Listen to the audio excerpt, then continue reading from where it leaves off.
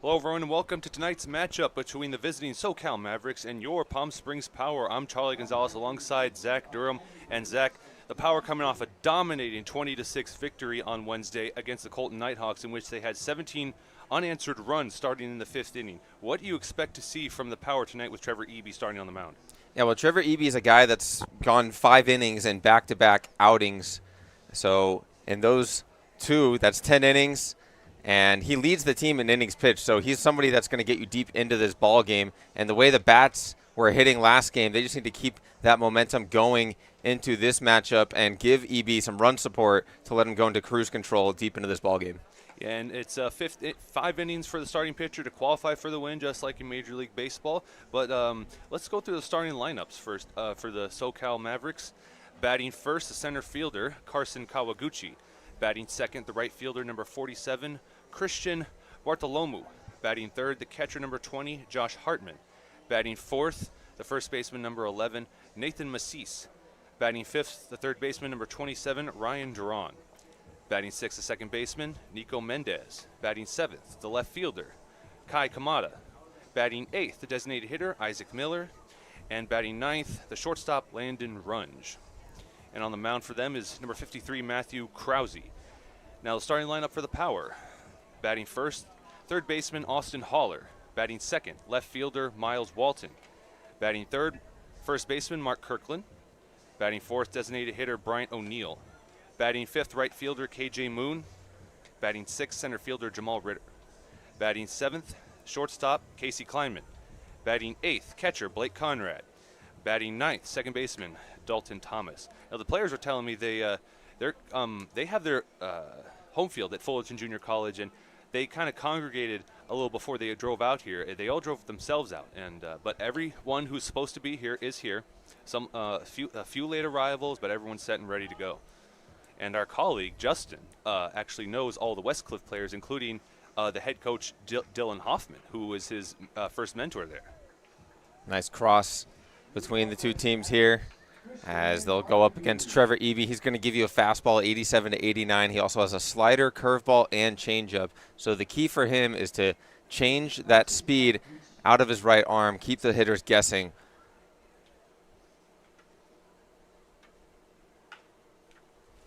First pitch swing, and that goes foul towards the home dugout. 0-1 count. 7:05, first pitch here in beautiful Palm Springs, California. Not a cloud in the skies, very clear on this Friday evening. Yeah, warm wind along with the mist. It's blowing it really fast. Strongest wind I've seen since coming out here. This is pop foul into the stands. Oh, just outside of the stands, actually. So no balls, 2 strikes. That's a good job from Eby to get out ahead of this hitter. He's already ahead 0-2, which affords him the ability to throw some off-speed or some breaking balls away from the strike zone and see if you can get the hitter to chase. Yeah, this is a good time to kind of gauge their likes and dislikes. And there he goes with it, but he does not bite. 1 ball, 2 strikes. And for any of the listeners and viewers who don't know this, we have brand new speakers here at Palm Springs Stadium. And so you come out to a game, the noise will travel a little bit further. It's very high quality. We've received a lot of good comments. This is a comebacker. Goes back to Eby on the mound, and it bounces away from him. Dalton Thomas not close enough to it to scoop it up. So there's a leadoff single on a 1-2 pitch. Yeah, and that's a tough way to give up the first runner of the ball game. Executed a nice 1-2 pitch, but good job from Carson Kawaguchi to fight it off of Eby, and it stays within the infield. He's able to beat it out for an infield single to kick off this ball game. And here's Christian Bartholomew. First pitch inside corner of the zone, strike 1.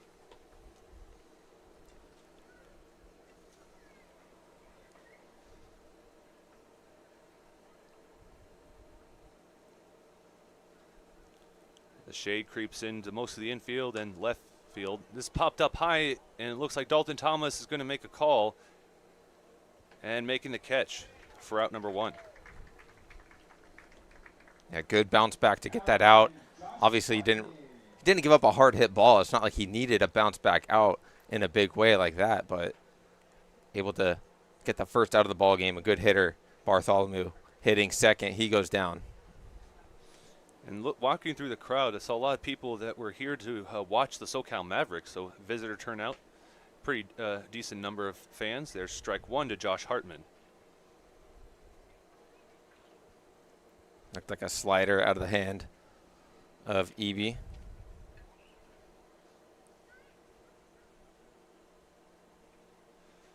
Eby delivers. Ooh, high fastball. So he swings and misses at that. No balls, 2 strikes. He went breaking ball and then fastball top of the zone. So anywhere he can go here. Once again, he's going after these hitters and getting ahead in the count. The 0-2 pitch. And there's a looking K for out number 2. So 3 plate appearances and just 9 pitches. Here's Nathan Massis. Yeah, he just dropped another curveball. So he went curveball, fastball, curveball. This one dropping it at the top of the strike zone. Perfectly painted at the letters to get the second out. And here's Massis, tonight's beer batter. If he strikes out for the next 10 minutes after that strikeout, beer is just $4. It's a pretty good deal if you ask me. I completely agree, but we are not allowed to drink here. Yeah, Massis took strike one looking. Eby delivers. Goes high, 1 ball, 1 strike. Yeah, you can see what he's trying to do. He's working these hitters with off-speed first and then pumping that fastball high to try to get him to chase. And he missed with that fastball just about a couple of balls high. The 1-1. There's ball 2, and successfully stealing second is Carson Kawaguchi. So the first runner in scoring position for the Mavericks. Yeah, good jump from Kawaguchi as Conrad popped up and fired down a strike. It was a little bit high. Thomas had to leave the ground to corral it, but Kawaguchi with his speed and that jump over there at first was going to get in there. Eby peering back at Kawaguchi. The 2-1 pitch. Low in the opposite batter's box. Ball 3. Tyler Nelson and Kawaguchi know each other. They dapped each other up before the game, and he says in a joking way, "Man, I hope you're the beer batter. I hope you strike out." That was cool to see their chemistry.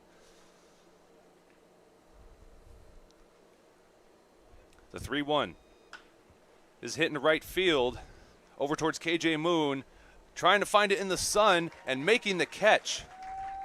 That's not an easy play for a right fielder to make at this time of the day. Ball is slicing away from him down that right field line, but KJ Moon is able to track it down for the final out of the first. Yeah, shielded his eye at the last second before the ball went into his glove, and they hold the Mavericks scoreless. So we're going to the bottom of the first.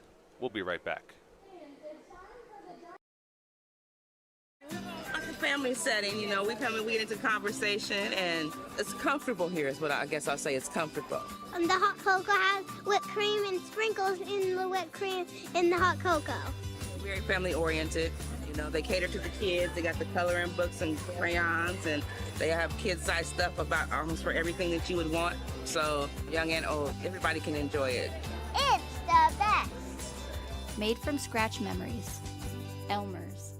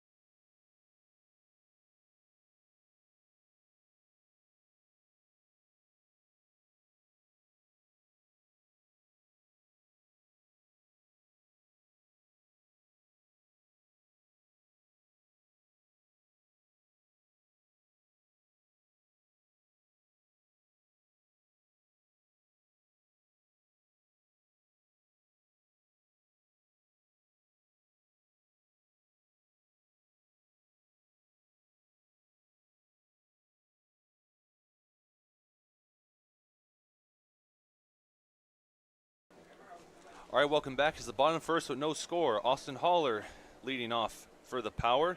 Due up after him, Miles Walton and Mark Kirkland. And Austin Haller's had a hot start to 2025. Hasn't been with the Power for more than a week, but he's come in 3 for 7 with a double and a triple. He's already scored 5 runs. That's why he's at the top of this Power lineup. Yeah, in his first game, he was in the second spot, and he won Player of the Game, and he earned himself the chance to be in that top spot. He's going to look to do that again tonight for the Game 2 against SoCal Mavericks tomorrow. Here's the first pitch from Krause. Bounces in the dirt right in front of the plate, ball 1. Yeah, in his last game, he was 1 for 3 with a double, 2 walks, 3 runs scored, and that was from that leadoff position. And in that game, the Power won 20-6. Ball 2. He's a guy who's got a lot of experience here in Palm Springs, a career .359 hitter for the Power and 158 plate appearances. He's got 48 hits, 39 runs scored, and 26 batted in. Plenty of experience. Oh, hits this down the third base line. That's going to bounce fair. Excuse me, first base line. Oh, the right fielder slipping as he scoops it up. And so there's a leadoff single. Now the Power respond with one of their own. Yeah, keeping the hitting going for the Power bats as Austin Haller had a 2-0 count. Liked what he saw out of the right arm of Matthew Krause. Pulls it down to the right field line, and I thought out of the box he was going to go 2, but a nice play and relay from Bartholomew out there in right to keep him at first. Miles, speaking of former players of the game, Miles Walton now at the plate, out in left field tonight. Krause delivers. There's ball 1, and stealing second. Is he safe? No, he's caught stealing. Austin Haller is retired on the 2-6. That was a really good throw from the catcher Hartman. Right on line and getting a good runner in Haller. So there goes the leadoff base runner. Back to square one. And the Mavericks in the top of the first did what the Power failed to do now in the bottom first. It's a 1-0 count for Walton. That finds the bottom of the zone. 1 ball, 1 strike. That was painted right on the inside corner to Miles Walton. Looked like a front door slider that just caught the corner. Ball 2. That one at 89 miles an hour from Krause. So the velo is certainly there. Krause currently playing at UC Irvine. This is popped into shallow right field. Looks like Bartholomew is going to make the call for it, and he does. For out number 2.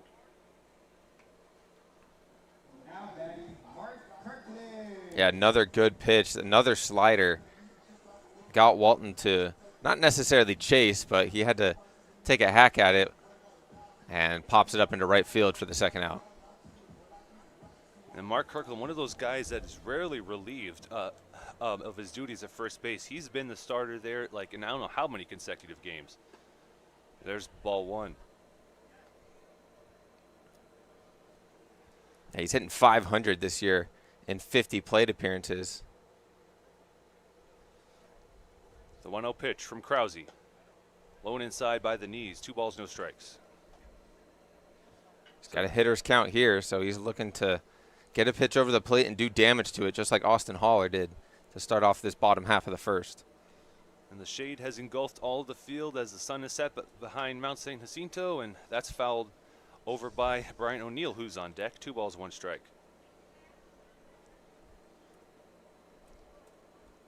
Another 90-mile-per-hour pitch. This one, a ball inside on Kirkland, but he offered at it anyways and fouled it off. The 2-1. Swinging and missing. That went above the ball. So 2-2. Down to their last strike of this inning.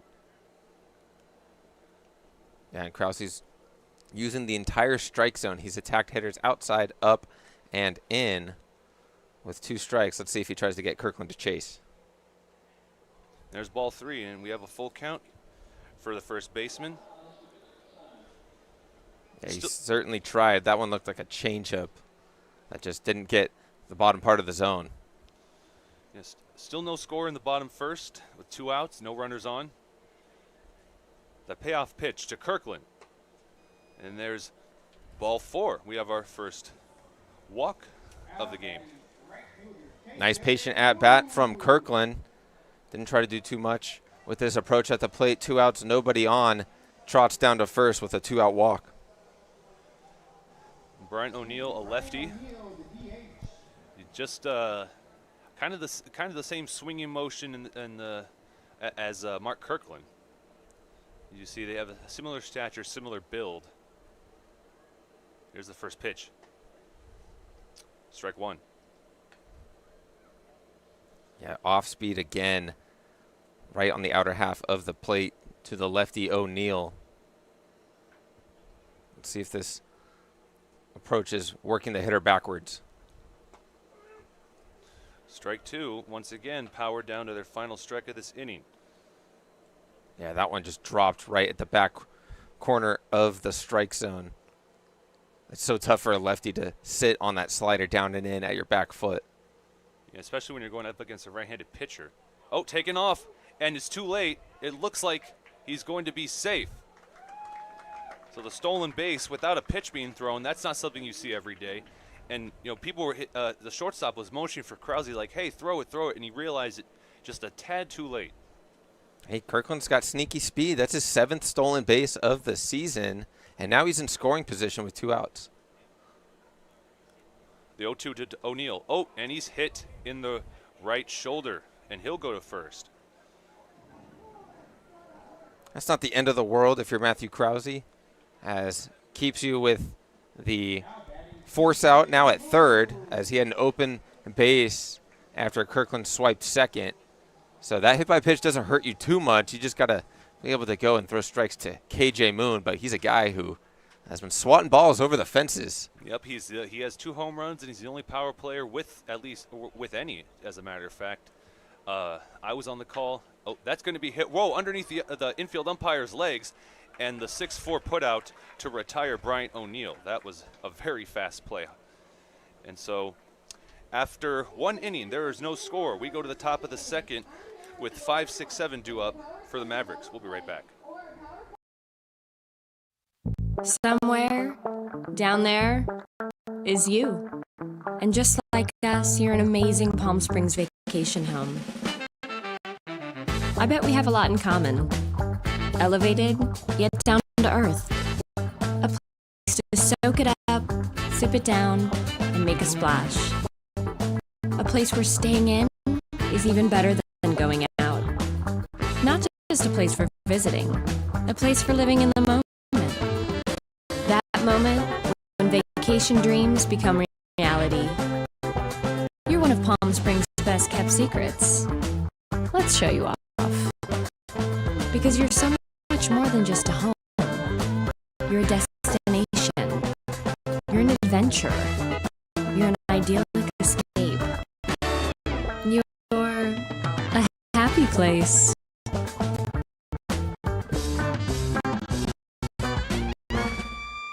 Replaced or repaired door company. We do service, new install, or for over 100 years been committed to residential garage doors, openers, and need a stylish new a more energy efficient business, or a better integrated door system for your industrial application. Remember, if you don't see the red ribbon logo, you are not getting the genuine, the original overhead door products and service you need. Look for the red ribbon for products that are reliable and safe. Our service technicians are trained, knowledgeable, and background checked. Our continued success is due to our exceptional employees. Call 760-772.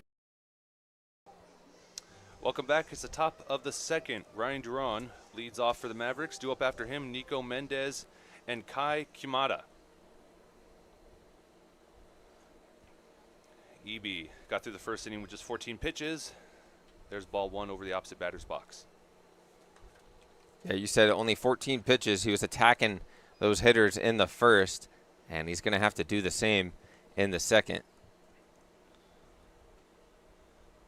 1-0 pitch. That's a chopper over to third base. Throwing across his body real fast for the 5-3 putout is Haller to Kirkland. 1 away in the top of the second. See, and that's why you just want to at least just throw strikes, because you got a defense behind you, a good defense, that's able to make plays. So just let your opponent put it in play, and your defense will do the rest. And you were talking about during the break, give a shout out to the Kleinman brothers, Cato and KC. They turned 23 today, isn't that right? Yes, sir. Happy birthday to the Kleinman twins. There's strike one to Nico Mendez. And I think what they put on their birthday wish list, if people do those, is just a power win. That's what I would wish for if I was if I was on the team. 1 ball, 1 strike for Mendez.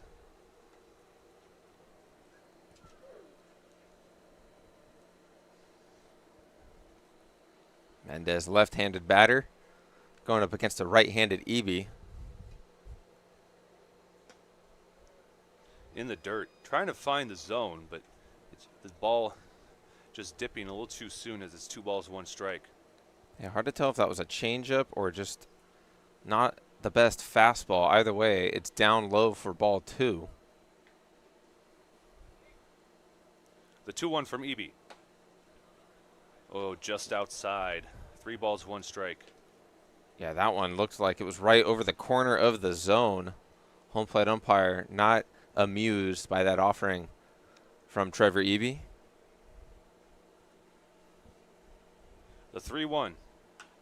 That's pop foul over into the grassy area with the tents and tables, so someone got a free souvenir. And we have a full count for the Mavericks second baseman. Yeah, that one in a very similar part of the strike zone in terms of the lateral. This time he went inside, but still upper part of the strike zone. Oh, swing and a miss. And 2 up, 2 down in the top of the second. And here comes Kai Kamada. Yeah, once again, another pitch at that top of the strike zone. That's where he wants to attack hitters. Normally they say live at the knees, but Trevor Eby is just seating him in there at the upper half of the strike zone, and it's been working for him so far. See, this duo we have right here works perfectly because you played baseball and I didn't. That's usually the color commentator who's a former athlete or coach. So I appreciate your insight, and so do the listeners. There's strike 1 to Kai Kamada. Another good slider, low and away, 17 inches of break. That one just diving away from Kamada. He threw the same pitch there, just a little bit farther out. It had just as much break, but the release point was a little bit off, so now we got 1-1. Eby takes a deep breath, deals 1-1 count. Ooh, just a little high. 2 balls, 1 strike. Yeah, that one a ball or 2 above the zone. Kai Kamada now in a hitter's count, 2-1 with 2 outs here in the second. The 2-1. Oh, it's a comebacker, and it whizzes past Eby on the mound going into center field. So a 2-out single for Kai Kamada keeps the top of the second going. And that ball was pieced. 94 off the bat, right up the middle for a 2-out base knock. As the Mavericks trying to keep this inning alive. So the go-ahead run on first. Here's the designated hitter, Isaac Miller. Currently uncommitted. Here's the first pitch. That's in the dirt, and quickly scooping it up is Conrad to avoid allowing Kamada to advance. Yeah, good job from Conrad to get in front of that and prevent Kamada from advancing 90 feet into scoring position. Not the easiest of blocks, but he got the job done. The 1-0 pitch. Finds the zone, strike 1. Yeah, looked like a curveball right over the heart of the plate. Did just enough to throw off the timing and approach for Isaac Miller. The 1-1 pitch with a runner on, 2 outs, and no score here in the top of the second. There's ball 2. Yeah, another curveball. And Miller attempted to swing. He did a good job to hold up. So he's now in a hitter's count. 2-1. The pitch, swung Low and missed, soaring above his bat into the glove of Conrad. 2 balls, 2 strikes. That was a good spot, right down and in at the knees to the righty. Deuce is wild here. The 2-2. And there's strike 3. Isaac Miller is retired with the looking K. So after 1.5, still no score as we're going to the bottom second. Ritter, Casey Kleinman, and Conrad due up for the power. We'll be right back. Building your business is no small undertaking, and you need the right team by your side. Whether you're just getting started or expanding nationwide, Pacific Premier Bank is here to support your business every step of the way. As your trusted banking partner, we can help guide you down the right path with customized solutions designed for your business. We'll help you achieve the success you deserve. Pacific Premier Bank. Let's build your future together.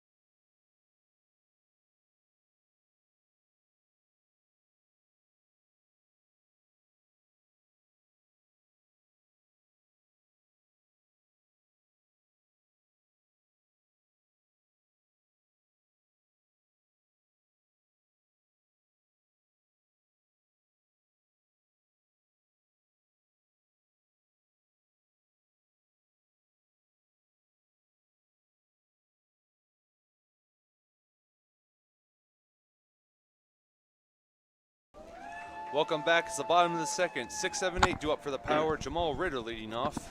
Casey Kleinman on deck, and Blake Conrad will be after him. No score in the bottom second. And Krause able to get through the first inning on 17 pitches, just 3 more than Trevor Eby in the top half. There's ball 1. Yeah, and Jamal Ritter's had a really nice season, hitting .349 with a .412 on base. He leads the team in stolen bases with 15 of them, and he came around to step on home plate 17 times. Ball 2, that bounces off the turf, or excuse me, the dirt, and right into the glove of Hartman. 2 balls, no strikes.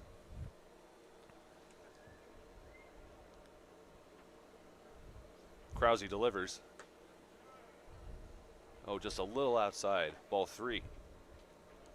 Yeah, that one didn't miss by a lot. I think even Ritter thought he was called for strike 1. The 3-0, and there's ball 4. So a 4-pitch walk to lead off, and now the go-ahead run on first for the power. It's a good way to start off this inning for the power. 4-pitch walk. You got your fastest guy on the base paths. You know, they say a leadoff walk comes around to score 90% of the time, so I'll take those odds here in a 0-0 ball game. And those odds are increased as well with a prolific batter like Casey Kleinman. Starting shortstop tonight. Awaiting the first pitch. Krause delivers. There's strike 1.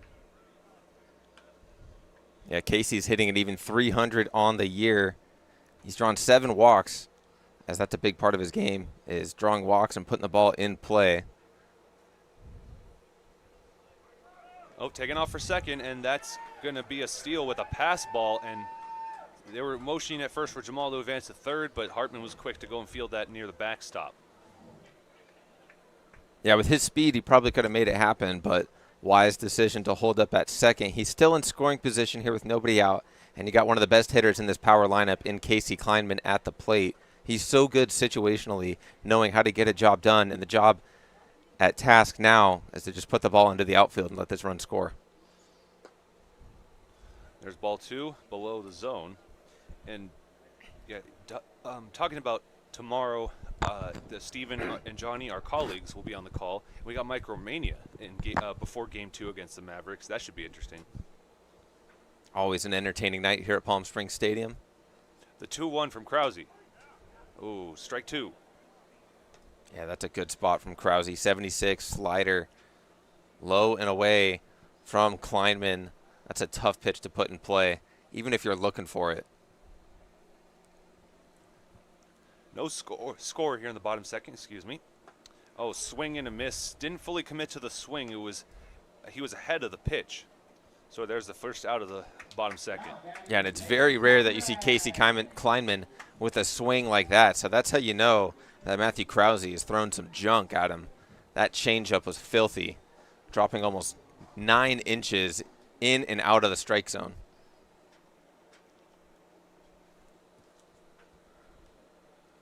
Here's Blake Conrad, the starting catcher. And taking off for third is Ritter, as that's ball 1, and the throw is on time, but the ball falling out of Ryan Duran's glove, and Ritter is safe. Yeah, and I think that got a piece of Ritter.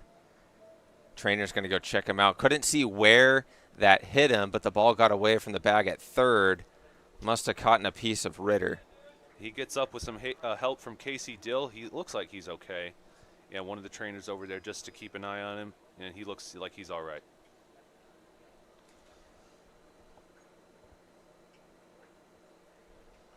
So first, runner 90 feet away, the first of the night on either side. Infield comes in, trying to cut out this go-ahead run. It's going to be a tough play at the plate to anybody, though, as Jamal Ritter is one of the best runners on this team. There's ball 2.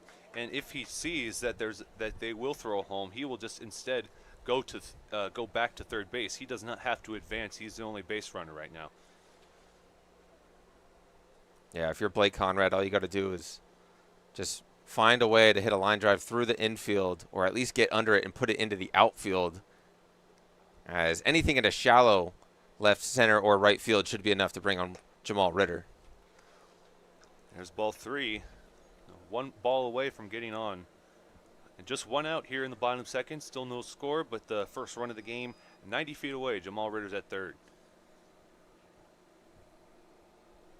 Yeah, Krause's falling behind here. Let's see if he throws a fastball over the plate and if Conrad has the green light. He gets the zone, strike 1, so 3-1 count. So 3-0, he throws a curveball right down the middle. As that's how you know that's probably what his feeling is his best pitch in this moment, is to go with the breaking ball. Nope, there's ball 4, and a 5-pitch walk puts 2 runners on with just 1 out in the bottom second. And now we're at the bottom of the order with Dalton Thomas. Yeah, here's a guy who has been hot of late in that 20-run explosion against the Colton Nighthawks. He was 3 for 5 with 2 RBIs, a couple of hard-hit line drives up the middle. So he's swinging the bat well. And is somebody that you want to have at the plate here with runners on the corners in a scoreless game to jump out in front. A lot of experience. Sorry, go ahead. No, yeah. Check over to first on Blake Conrad. He's safe. Here's the first pitch to Thomas. Ball 1. This is his 3rd summer out here in Palm Springs. He's been part of back-to-back CPCL championship teams. You know, one day when the Palm Springs Power creates its own Hall of Fame, he might be a charter inductee. There's strike 1. Yeah, well, he's somebody that manager Casey Dill spoke very highly of when I got to meet him when first arriving out here in Palm Springs. He said he's a clubhouse leader. He's got that experience, and he just knows how baseball should be played. The 1-1 pitch. Outside the zone, good eye. Upon release point, that was in the strike zone, and it curved outside. Yeah, 8.5 inches of break, 2,300 spin rate. As I'll say it again, the breaking ball for Matthew Krause has been working for him, and that's why he's using it a lot through first 2 innings. The 2-1 pitch. Strike 2.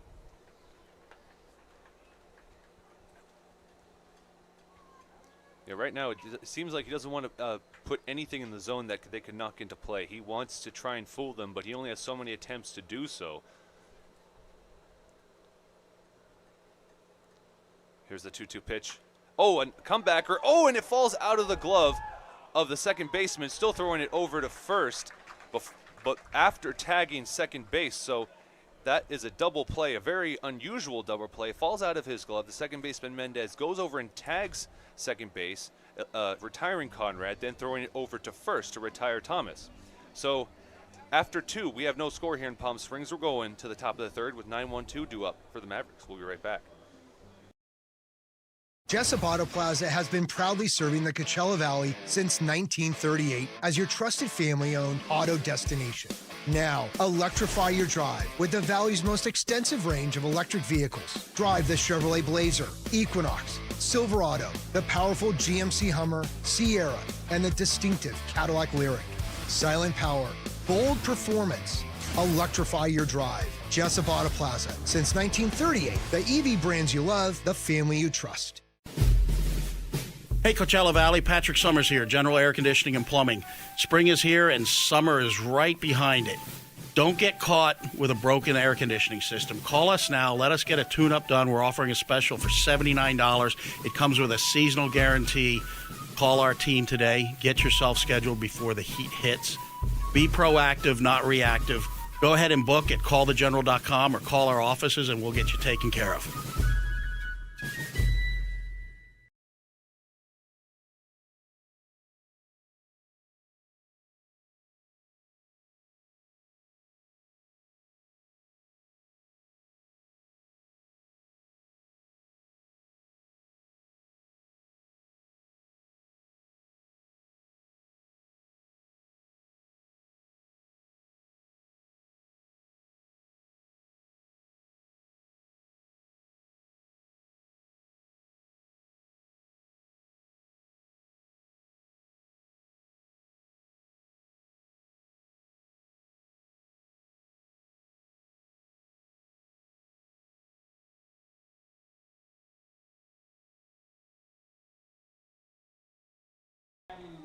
All right, welcome back. It is the top of the third. 9-1-2 due up for the Mavericks. In the bottom second, the power left one stranded. And now we have Landon Runge leading off for the Mavericks, followed up by Carson Kawaguchi and Christian Bartholomew. Evie still on the mound.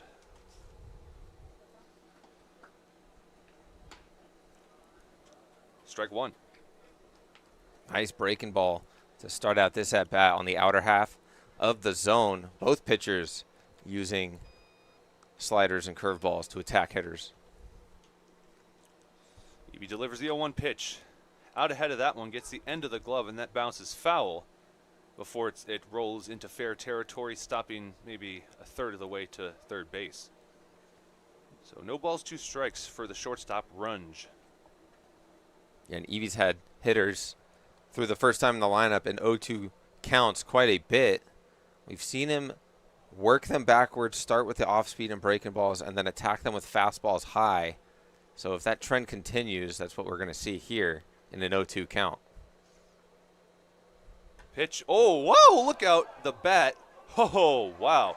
He swung and missed. But, yeah, the bat is not supposed to go flying there, buddy. There's out number 1. So what happened there was he let go of the bat. It went so far, it bounced off the net right above the home dugout, and then one of the players sitting out on the chairs there caught it. I'm not 100%, but that might be Johnny Young down there. He's in the vicinity. Either way, what a play by whoever's down there in the power dugout.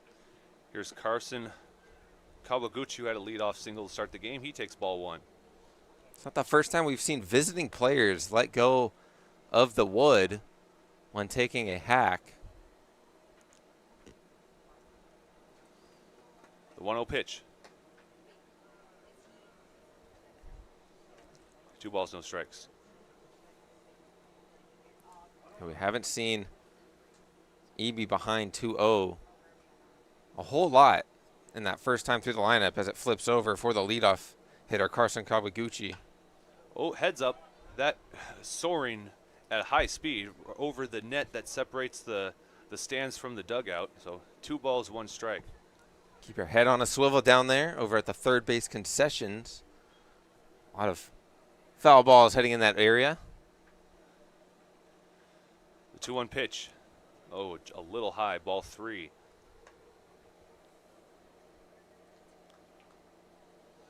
Yeah, that one a fastball, or just a baseball's length above the strike zone.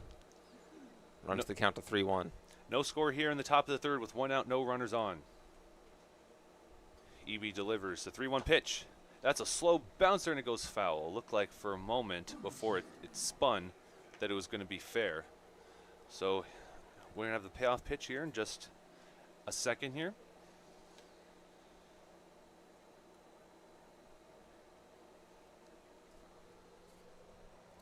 Yeah, Kawaguchi, lefty bat, small frame, but good bat to ball skills. That's why he's hitting leadoff for the Mavericks. Oh, there's a slow chopper, and it's going to get past EB on the mound. Scooping it up barehanded is Dalton Thomas, throwing it over to first to retire Kawaguchi. A 4-3 putout. Thomas to Kirkland. Yeah, that's more than just a 4-3 putout. As if you're here at the ballpark, you just witnessed an El Paseo Jewelers web gem. Barehanded snag from Dalton Thomas and the quick transfer over to Kirkland at first for the 2nd out. And he kind of made that throw sort of like a sidearm pitcher. His head was halfway to the ground from where it usually is when he stands up straight. Not an easy throw to make, especially when Kawaguchi was running at full speed. Yeah, Dalton Thomas, very good defensively. He had that error early in the last game, and he made up immediately. He had like 7 or 8 ground ball outs after that error, so the baseball gods were testing him. There's strike 1. Yeah, I think there were about 7 or 8 4-3 putouts on Wednesday night. And that just shows that, you know, baseball, it's a grind. You know, you make a mistake, you just put your head down and stick with it. And that's why that's why Casey Dill talks about Dalton Thomas the way he does. There's the 0-2 pitch now. No balls, 2 strikes, and the Mavericks are down to their final strike of this inning. Yeah, baseball is definitely a grind. Not the most physically challenging sport, but it is the sport with the most games, and so you have little rest. And only rest sometimes you get is travel days. That's fouled off. Still no 2 count. Catcher on deck with his gear on. Josh Hartman tracking down that foul ball behind the catcher and umpire.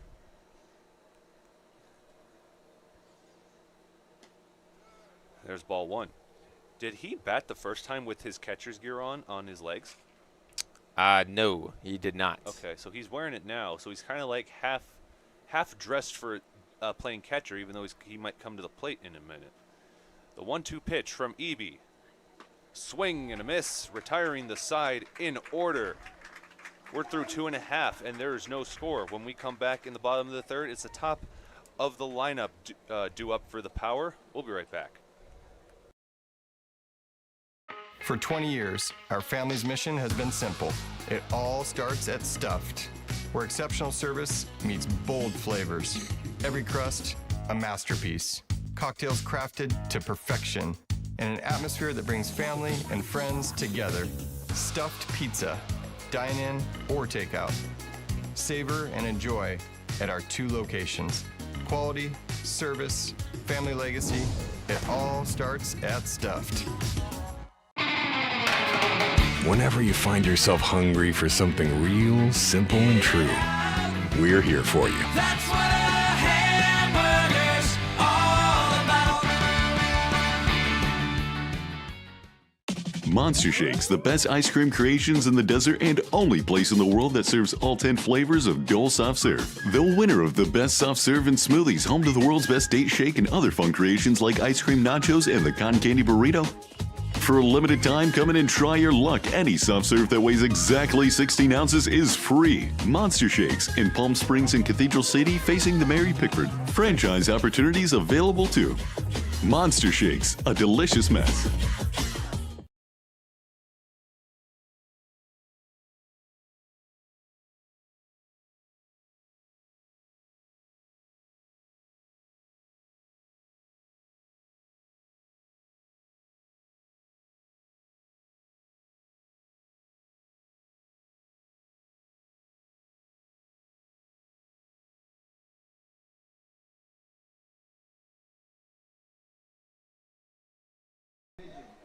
Welcome back. It is bottom of the third inning with the top of the order due up.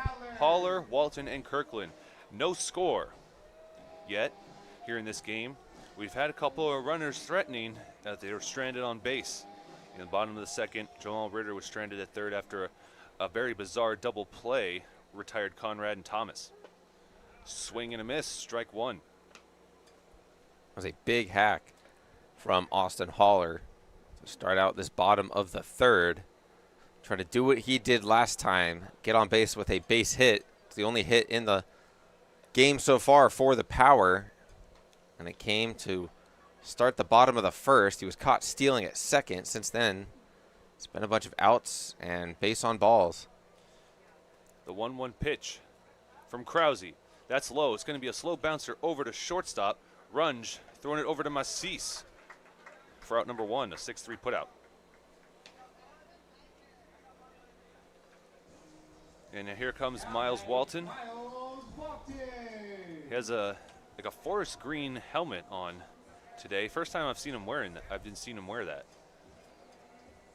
Looks like Christmas, his colors. Same color as his university, Sacramento State, the Hornets, who just announced that they're joining the Big West Conference. It's a big get for the Big West, adding some good West Coast talent. Absolutely, and there's strike one. And also, that the addition of Sacramento State means that UC Davis isn't so lonely up there because they have to to get on a plane or at least take a very long bus ride wherever they go for conference play. And Hawaii's joining the Mountain West full time, also joining the Big West, Cal Baptist. There's strike two. It's a 1-2 count for Walton. Yeah, he swung through a couple of pitches here as so far, second time through the lineup. He's only faced two batters thus far, but Matthew Krause is sticking with his off-speed and breaking ball. UC Irvine had a good year this year. They were ranked for a good portion of the season. They fell to Cal Poly in the Big West tournament. There's 2 balls, 2 strikes. And Miles Walton is a guy that can start a rally in a heartbeat. Ball 3 bounces off the plate and into the glove of Hartman. Yeah, he leads the team in plate appearances, at-bats, runs, and hits. So here, with a full count, 1 out in the third, nobody on, he ends up on base. There's a 6-pitch walk, and the go-ahead run on first again. Mark Kirkland, he walked in the first inning, then stole second, and then was stranded there. And only Jamal Ritter has more stolen bases than Miles Walton, so expect him to be taken off at any point in this at-bat or the next. Yeah, with just one, how many trailing, how many fewer does he have? Well, Ritter had 2 tonight, so he's up to 17. Miles Walton is at 14, so he's 3 behind his teammate and fellow outfielder. I wonder if they know. Maybe I wonder if they have that competition between each other to see who's the top of the leaderboards in that stack category. Oh, I'm sure there's some friendly competition going on between those two. They're far apart in the lineup, though, so it's unlikely that one steals while the other's at the plate. First pitch to Kirkland, swing and a miss, starting low and ending high. Another off-speed, or that was a curveball with 15 inches of break. Oh, delayed steal. Another swing just like the previous one. This time, oh, he gets caught stealing again. The throw was off target, but once Runge got it in his glove, he tagged Miles Walton as he was going to second base. So he got tagged while in motion. So there's out number 2 with 2 strikes now to Mark Kirkland. That's a heck of a play from the Mavericks shortstop Landon Runge, able to get to the bag. He was a little late, but the throw was on time and over the bag at second. Quick tag on a sliding Miles Walton gets the out. There's ball 1 to Kirkland. So yeah, that's now, there's 2 runners caught stealing. Austin Haller in the first and Miles Walton in the third. Josh Hartman took those personally. A swing and a miss.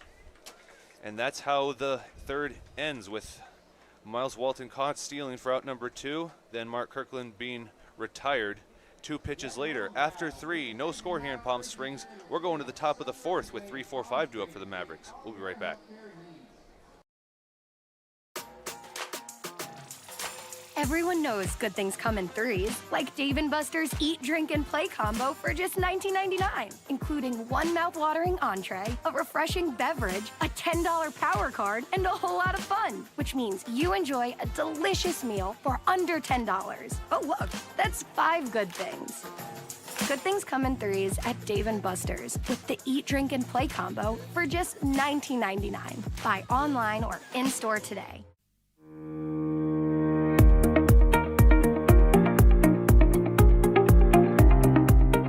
Hello, Power Baseball fans.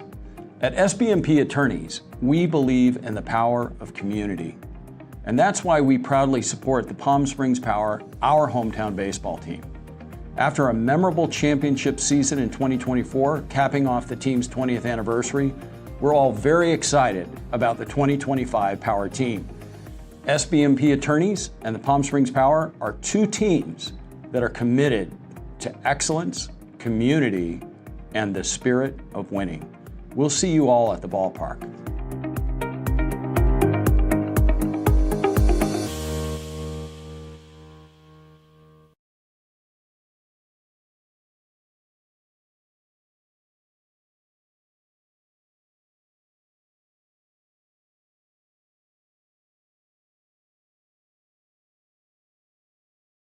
To the top of the 4th we go. 3-4-5 due up for the Mavericks. Hartman, Macis, and Duran.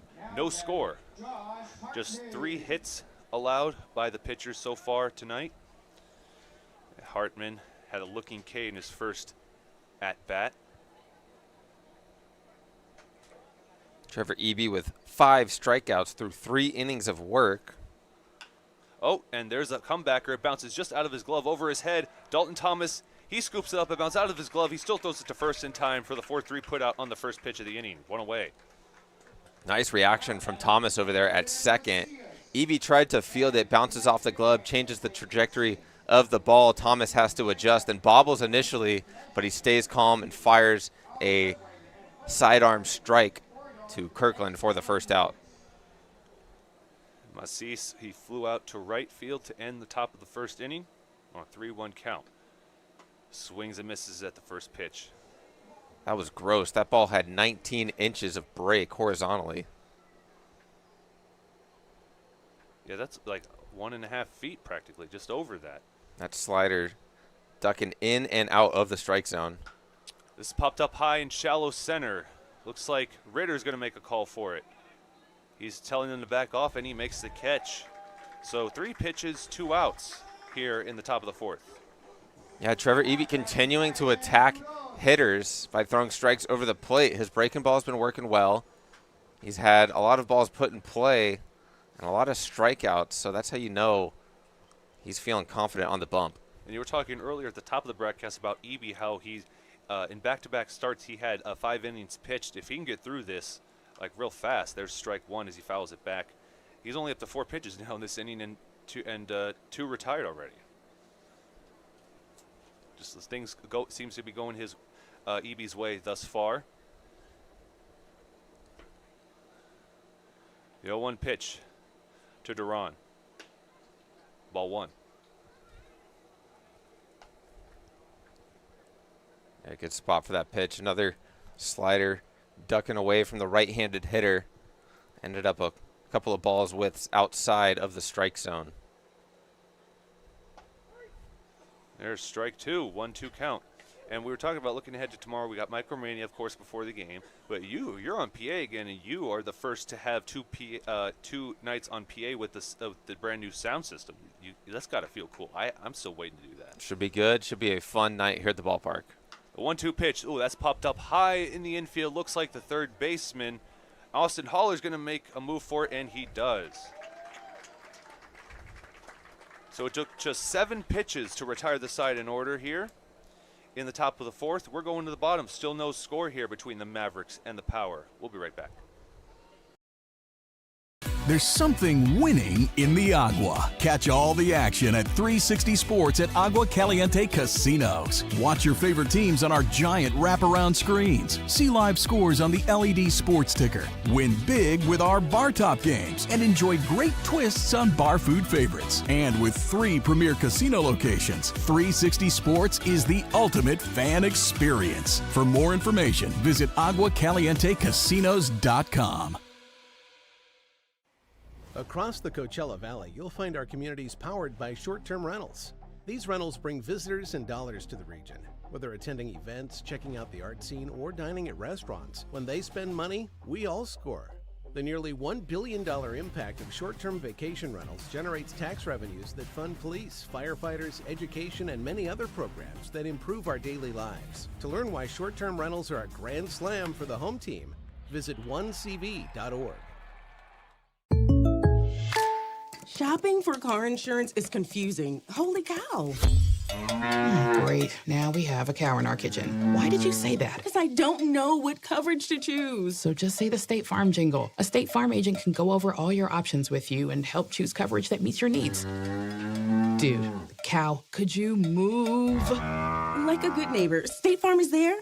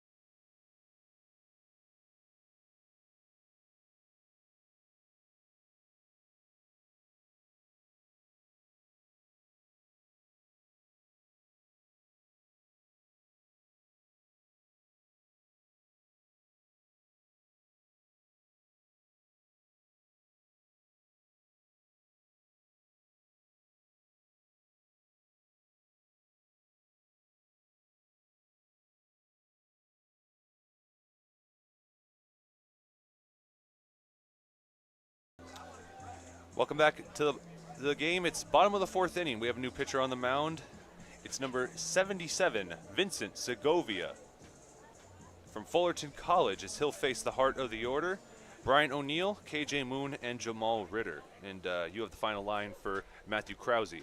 Yeah, he went 3 innings pitched, faced 12 batters, threw 49 pitches, only allowed 1 hit, but he walked 4, hit 1, and struck out 2. So not a bad outing for the Mavericks starting pitcher, but they come and bring in a lefty here in the bottom of the fourth to face 2 lefties in O'Neill and Ritter. So that was a ball 1 was a pass ball bouncing in the opposite batter's box. And there's ball 2. So it's a hitter's count for O'Neill as he was hit by pitch in his first plate appearance.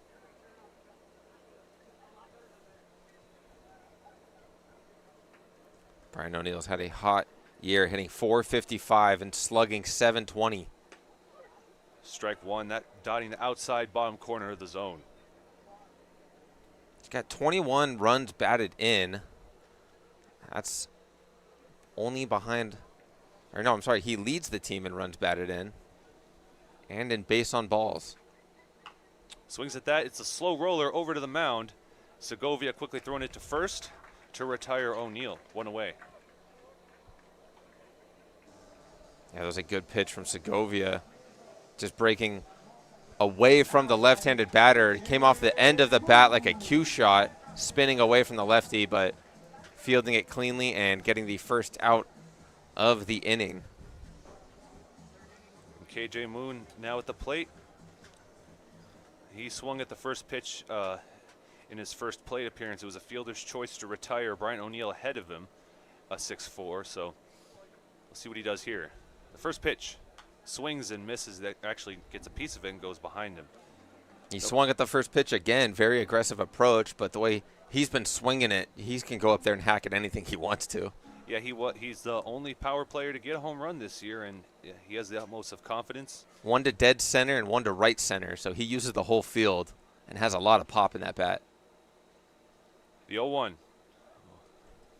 Bouncing off the dirt behind the plate. 1 ball, 1 strike. And because of the placement on those, he's a right-handed batter, so those are a center field and kind of an opposite field home run. Yeah, he's comfortable hitting it anywhere. He produces a lot of bat speed and exit velo. It's a big reason why he's poked a couple over the fence already. Ball 2.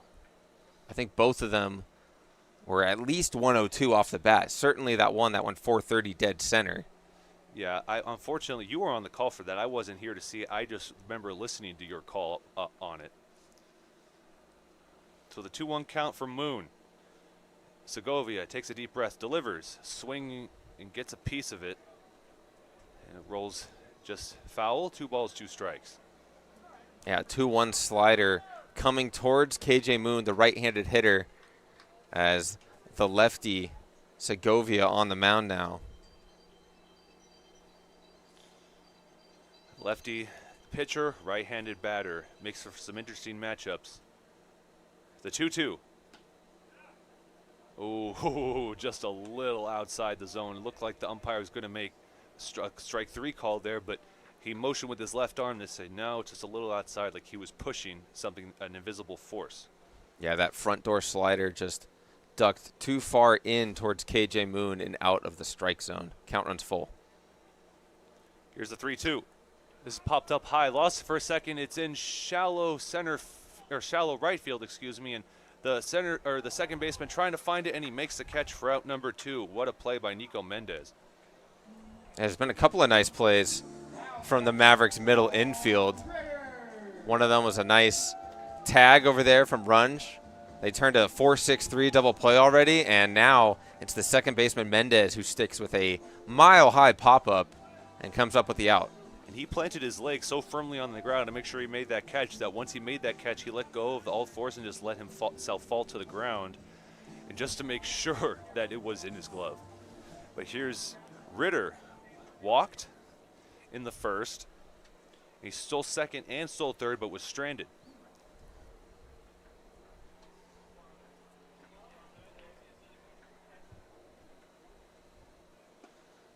First pitch is low and away, ball 1.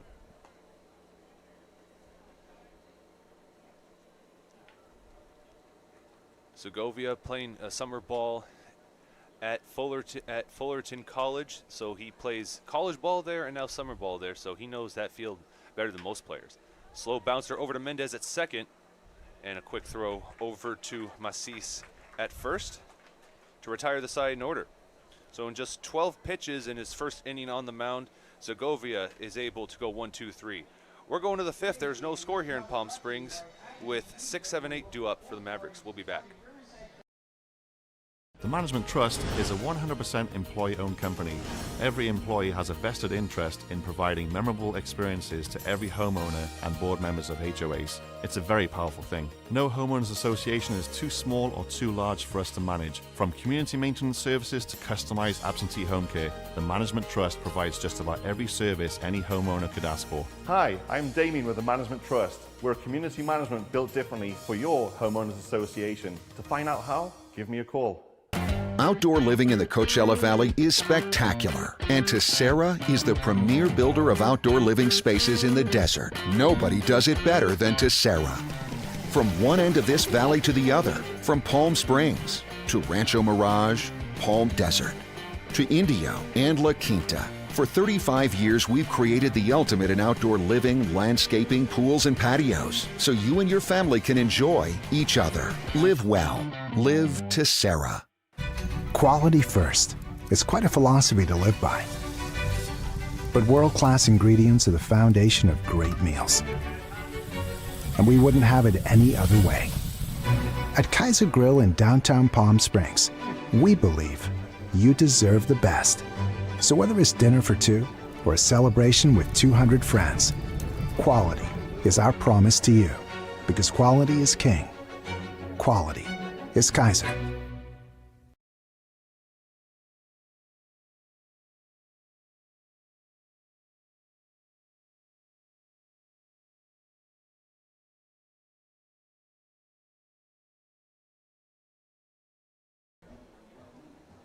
Welcome back.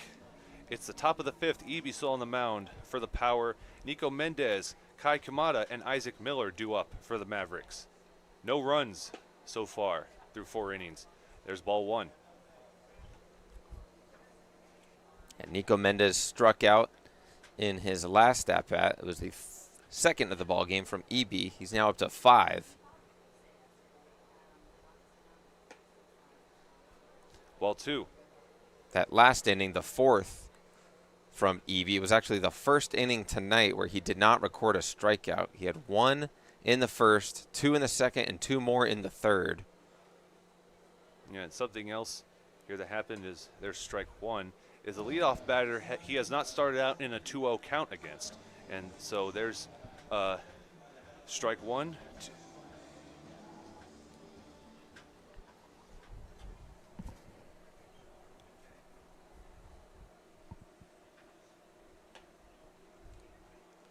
Ball 3 outside.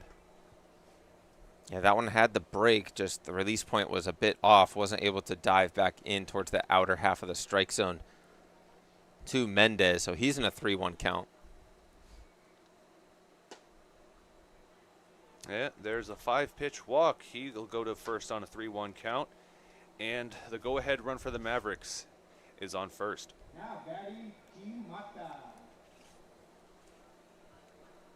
Yeah, that was the first time we haven't seen a whole lot of command to start the inning from Trevor Eby, but no reason to panic as the Power middle infield easily capable of turning a double play.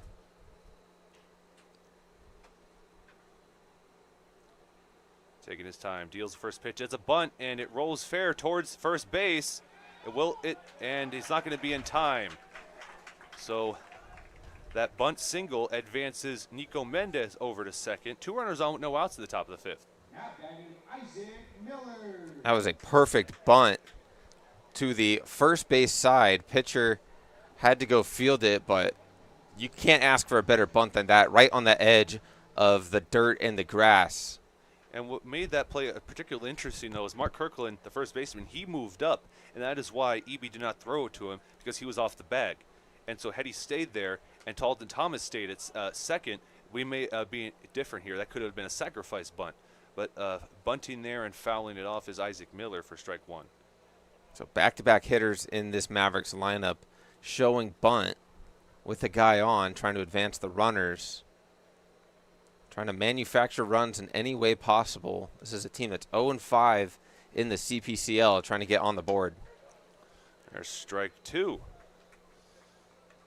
And Isaac Miller struck out looking to end the top of the 2nd inning. He has a runner in scoring position.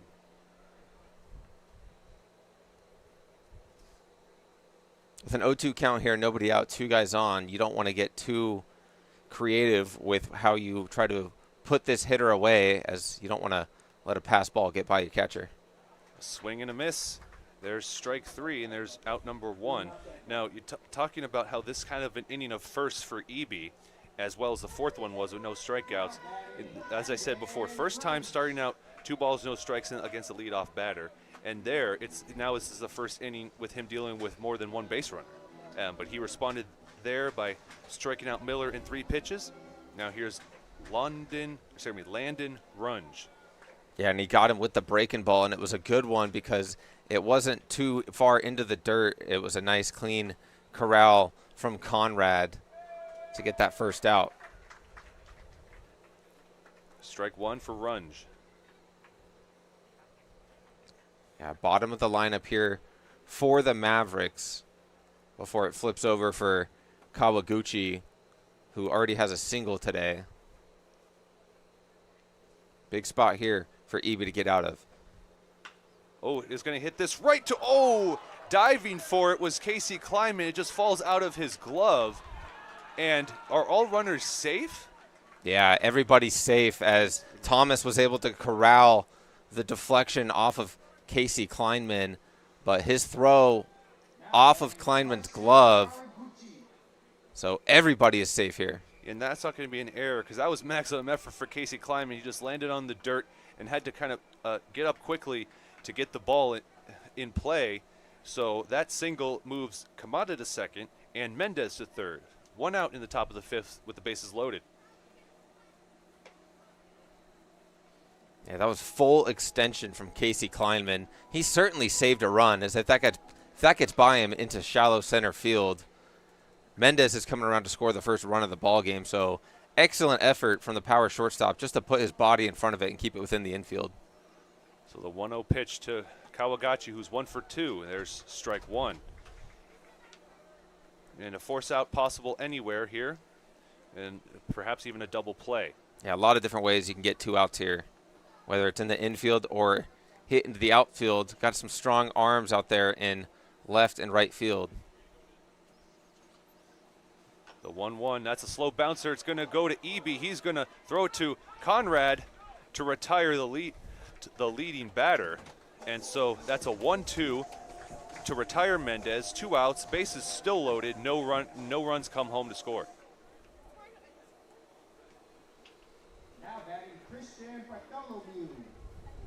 Yeah, that was perfectly played from Ibi to get the runner at home, prevent the run from scoring.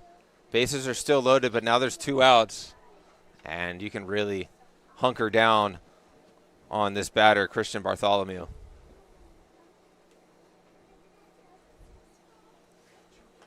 Oh, swing and a miss at the first pitch. And our kid announcers of the bottom of the 5th inning just entered the booth.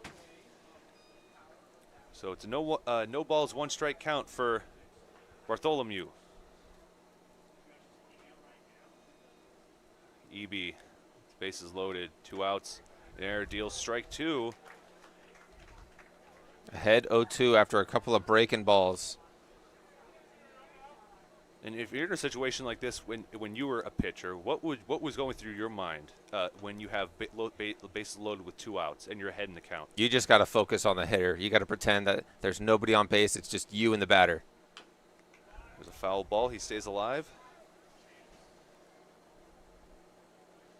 You basically have to just eliminate the runners on base, even the catcher sometimes. You just got to pretend that you and the hitter are the only 2 guys on this field, and if you're the pitcher, you just have to know that your stuff is good enough to get him out. Catcher setting up outside to the righty. The 0-2. Ooh, just a little high. Ball 1. Yeah, that slider stayed up above the letters of Bartholomew. Count still 1-2, so if Ibi wants to continue to spin him in there, he can. Doesn't have to go right after the hitter. He's got a couple pitches to work with. Here's the 1-2. Could be the final pitch of this inning, and that goes foul. Gets a piece of it. It just grazes the bottom of the bat and rolls just behind the umpire. Warming up at the bullpen for the Power, it's number 38, A.J. Marino. We'll probably see him at some point in this game. Right now, Ibi just trying to get through this and keep the Mavericks scoreless through 5 runs. Or excuse me, through 5 innings. The check swing, that's in the zone, so it doesn't matter. So Looking K retires Bartholomew. And we're going to the bottom of the 5th. We're halfway through tonight's affair. No score between the Power and Mavericks. We'll be right back.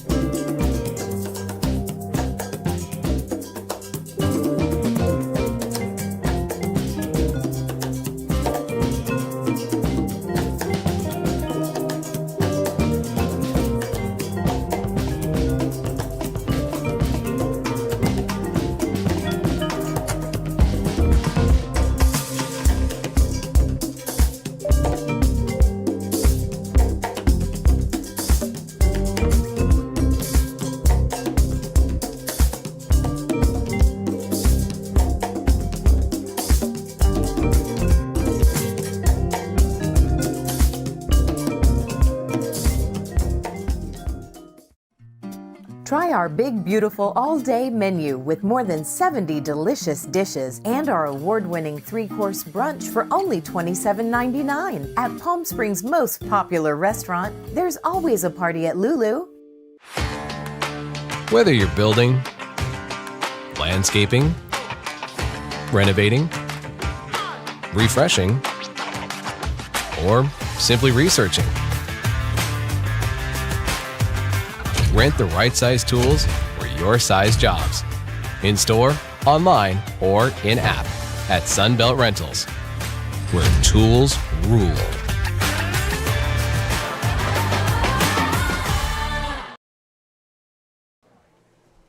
Welcome back. It's the bottom of the fifth. Still no score here between the Mavericks and Power. Segovia on the mound for the Mavericks in his second inning. He'll face the bottom of the order, Casey Kleinman, Blake Conrad, and Dalton Thomas. Strike one in the bottom of the zone for Kleinman.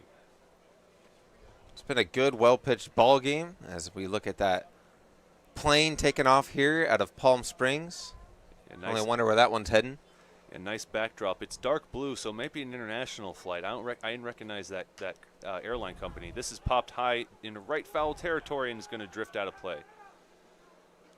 Yeah, we were just talking off air about how the Power have been held to one hit this evening, and it was the first plate appearance of the game. Austin Haller led off the bottom of the first with a single, got caught stealing second, and since then it's been a bunch of outs from the Mavericks pitching staff.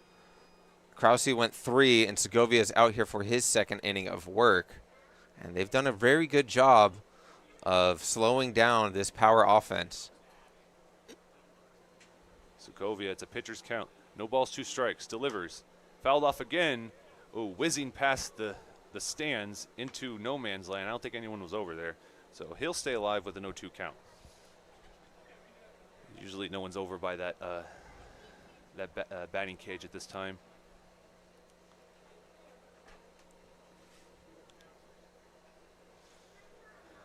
The 0-2 pitch. Outside over the opposite batter's box. Ball 1.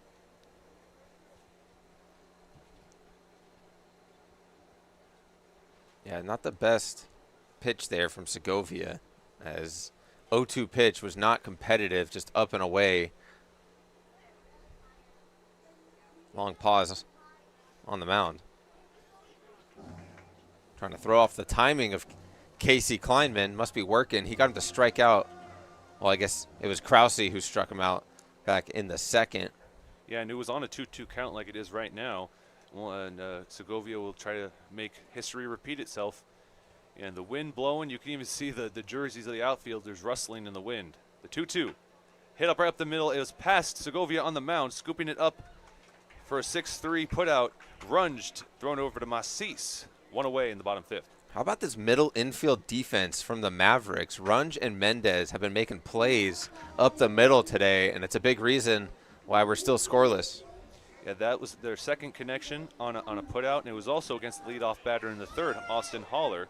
And you were talking about when they had a couple runners on, they moved in to try and stop any runners from advancing. They held it tight, and they have great situational awareness. They have they're a really good deep. To stumble over my words there. Sorry, my mouth's a little dry. They have a good cohesive defensive unit. Ball 1 to Conrad.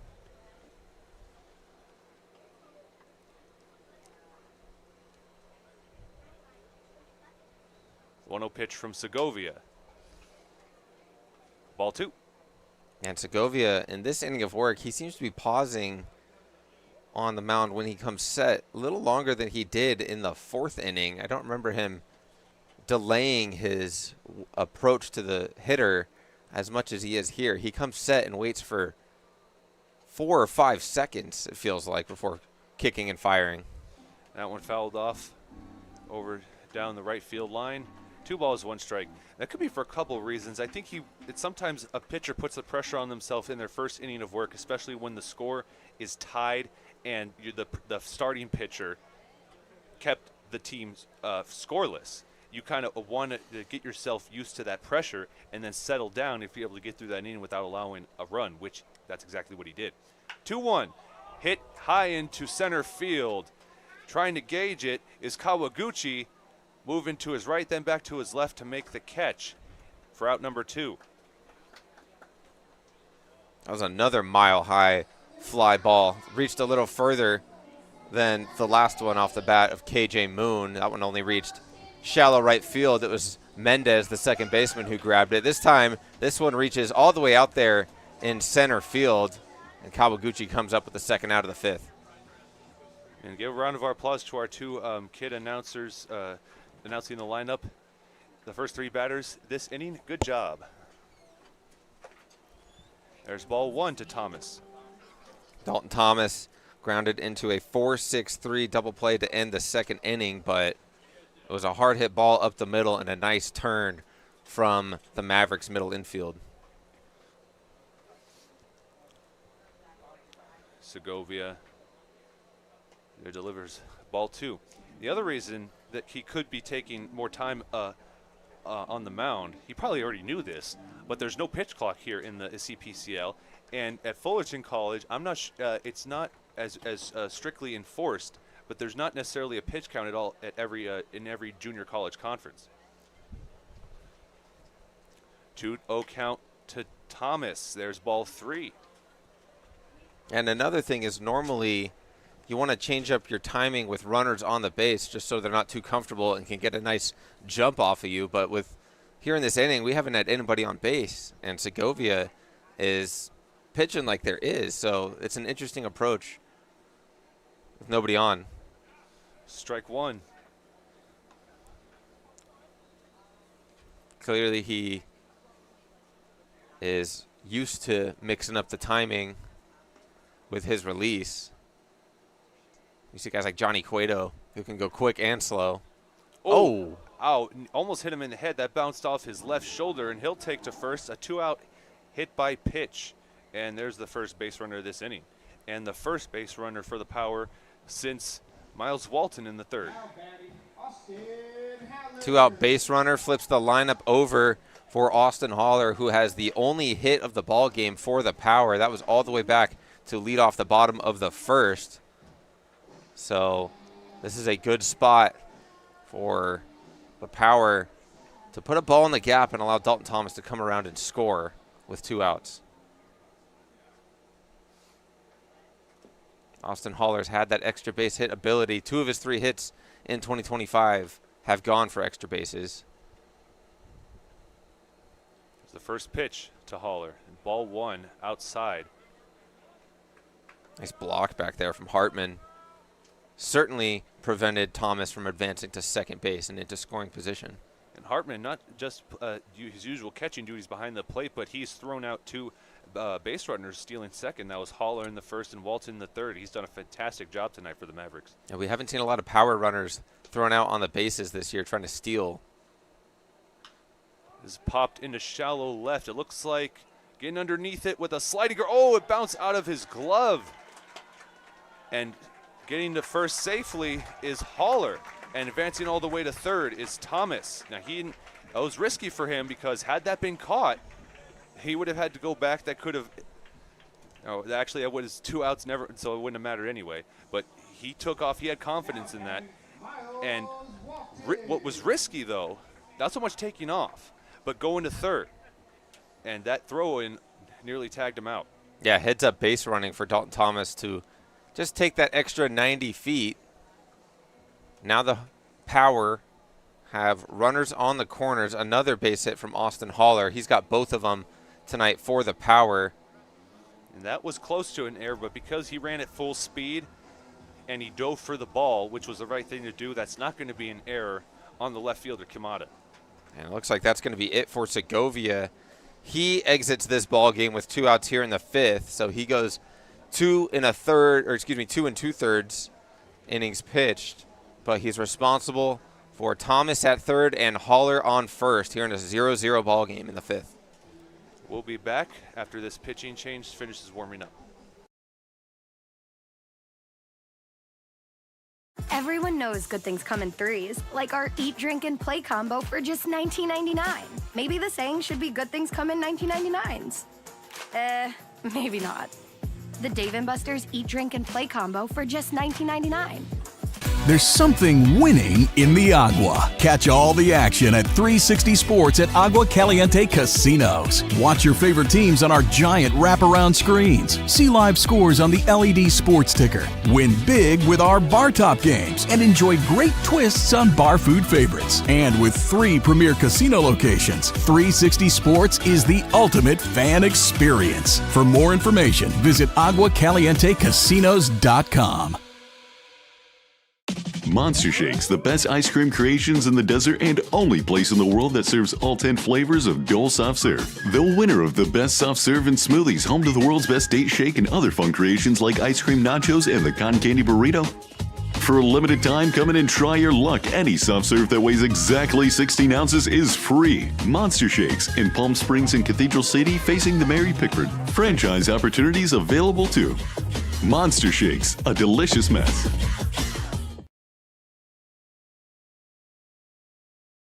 All right, welcome back. So Segovia, he is relieved after 1.2 innings. Now on the mound, number 39, Mason Smith, with runners on in the corners and 2 outs. No score here in the bottom 5th, but the power threatening. They have Dalton Thomas 90 feet away. Austin Haller had that 2-out single to move him all the way to third.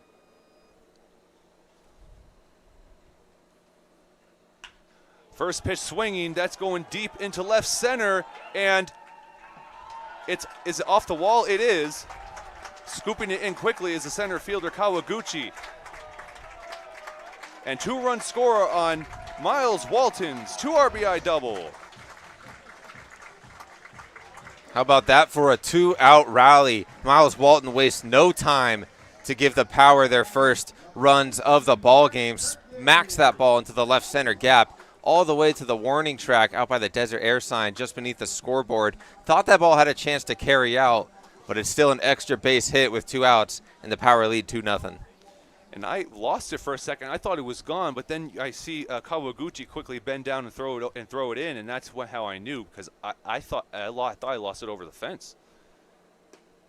There's strike 1 for Kirkland. Miles Walton continues to hit the ball into the gap and drive in runs. That's his 18th RBI on the summer. Ball 1 for Kirkland. And after that 2 RBI double, we have the final line for Vincent Segovia. So 1.2 innings pitched, 29 pitches, 1 walk, no strikeouts, 1 hit, and 2 runs, both of them earned. That's hit in between the third baseman and shortstop, and that could drive home Miles Walton, and it does. The RBI double by Kirkland, and this inning continues for the Power. 3-0 in the bottom 5th. Yeah, it heads up base running from Mark Kirkland. He's able to take the extra 90 feet and stand on second base after that throw in from the outfielder. As this 2-out rally here in the 5th continues for the Power. It all started with a 2-out hit by pitch from Dalton Thomas, and the top 3 in the order for the Power have done the rest. Yeah, what do you think, though, if you're the coaching staff that took out Segovia, and in 4 pitches by the relief pitcher, Mason Smith, they scored 3 runs? It's got to sting. Maybe it's like a premature decision and that you regret now. Yeah, now they've got 2 guys warming up down in the pen. So they're getting arms loose in a hurry. Still bottom 5. Power have a 3-0 lead now. The 1-0 pitch to O'Neill. He swings and misses at the low ball. 1 ball, 1 strike.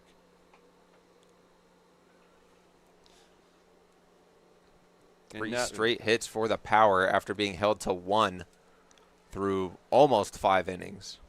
And I'll have another comment on that in just a second. This is hit into center field. Moving up is Kawaguchi to make the catch for out number 3. But not before the Power tack on 3 runs to take a lead here going into the top of the 6th inning. We got ourselves a game now. We'll be right back. Like a family setting, you know, we come and we get into conversation, and it's comfortable here is what I guess I'll say. It's comfortable. The hot cocoa has whipped cream and sprinkles in the whipped cream in the hot cocoa. Very family oriented. You know, they cater to the kids. They got the coloring books and crayons, and they have kid-sized stuff about almost for everything that you would want. So young and old, everybody can enjoy it. It's the best. Made from scratch memories.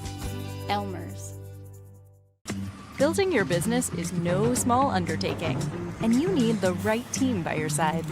Whether you're just getting started or expanding nationwide, Pacific Premier Bank is here to support your business every step of the way. As your trusted banking partner, we can help guide you down the right path with customized solutions designed for your business. We'll help you achieve the success you deserve. Pacific Premier Bank. Let's build your future together. Try our big, beautiful all-day menu with more than 70 delicious dishes and our award-winning 3-course brunch for only $27.99. At Palm Springs' most popular restaurant, there's always a party at Lulu.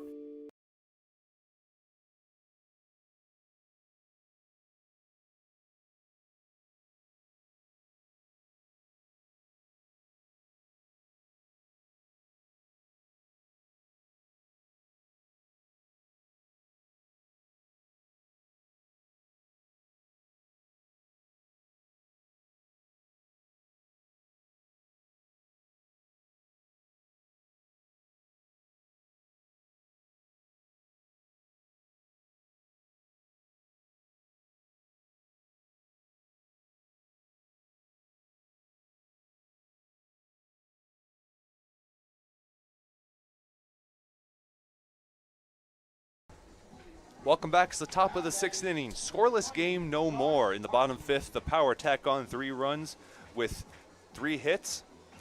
And now facing 3, 4, 5 in the order for the Mavericks, it's A.J. Marino. So Trevor Eby done after 5, and you have the final line for him. Yeah, he was strong through those 5 innings, only allowed 4 hits and 1 walk, but he had 7 strikeouts, 72 pitches against 20 batters. He is in line for the win. First pitch swinging, that chops foul slowly over to the Power dugout. Strike 1. A.J. Marino now on the mound for relieving Eby, who is in line for the win after that 3-run rally in the bottom 5th. That's fouled off now on the other side. No balls, 2 strikes for Hartman. Yeah, Hartman's 0 for 2 from the 3 spot. He's trying to get his team going offensively here with something to lead off this 6th. The 0-2. Ball 1 a little low. It kicks up dirt as it gets to the glove of Conrad. A.J. Moreno this year has thrown 4 innings and a third. Recorded 8 strikeouts. The 1-2. Oh, finds the edge of the zone for a looking K. Hartman retired. He's now 0 for 3 on the night. Make that 9 strikeouts on the year. He's averaging just over 2 per inning. Gets 1 to start out this outing here in the 6th. We got Nathan Massis, the first baseman, coming to the plate now. 0 for 2, fly out to right field and a fly out to center field on his stat sheet tonight. First pitch, swings and misses. Strike 1. Yeah, the fans here at Palm Springs Stadium wishing those flyouts were strikeouts to get some discounted beer. He is tonight's beer batter here at Palm Springs Stadium. The 0-1, swing and a miss, and we're 1 strike away from that becoming a reality. Attacking the hitter at the top of the zone with some heat is A.J. Moreno. He's ready to go. The 0-2, swings and misses, and there's $4 beers for the next 10 minutes till 8:48 here in the park. I see 1, 2, 3 people getting up to head on down. Check out what Sue has to offer down at the third base concession stand. Those people know how to have a good time. Yep, I see mostly dads going over to get some beers. Swing and a miss at the first pitch for Ryan Duran. So 8 pitches so far in this top 6 inning for Marino. 7 of them are strikes. The 0-1. Outside the zone, the opposite batter's box, 1 ball, 1 strike. A good command. There's some more people getting up and go checking out some discounted beer, but coming out of the pen, Moreno's been firing strikes. That's popped into center field. Moving over is Jamal Ritter and making the play. So in his first inning on the mound, Marino retires his side in order in just 10 pitches. We're going to the bottom 6. The Power have a 3-run lead over the Mavericks. We'll be back. Outdoor living in the Coachella Valley is spectacular, and Tessera is the premier builder of outdoor living spaces in the desert. Nobody does it better than Tessera. From one end of this valley to the other, from Palm Springs to Rancho Mirage, Palm Desert, to Indio and La Quinta. For 35 years, we've created the ultimate in outdoor living, landscaping, pools, and patios, so you and your family can enjoy each other. Live well. Live Tessera.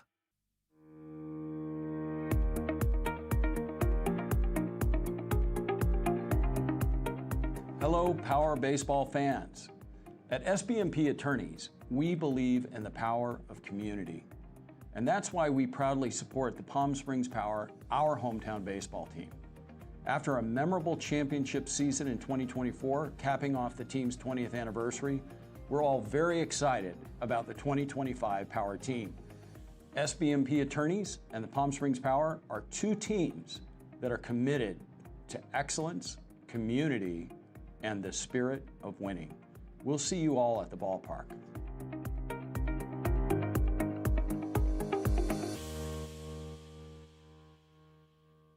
Monster Shakes, the best ice cream creations in the desert and only place in the world that serves all 10 flavors of Gold Soft Serve. The winner of the best soft serve and smoothies, home to the world's best date shake and other fun creations like ice cream nachos and the cotton candy burrito.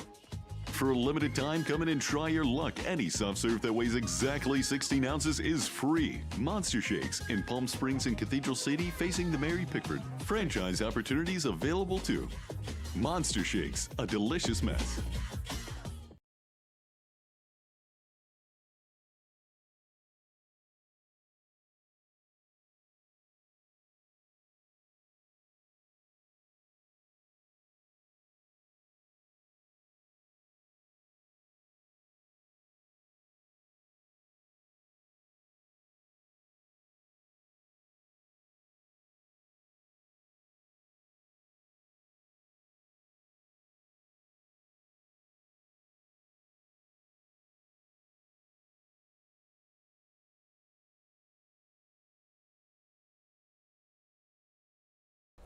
All right, welcome back. It's the bottom 6th inning. We have a couple of defensive changes for the Mavericks.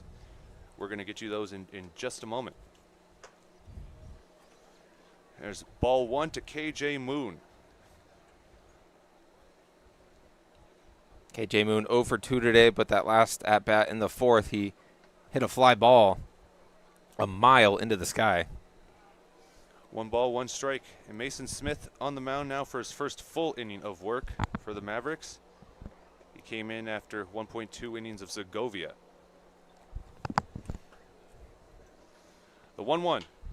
KJ Moon takes a big crack at that. It's going into right field, and Takahashi, looking for it and nearly stumbled. His hat came off en route to the ball. So F9 to retire KJ Moon.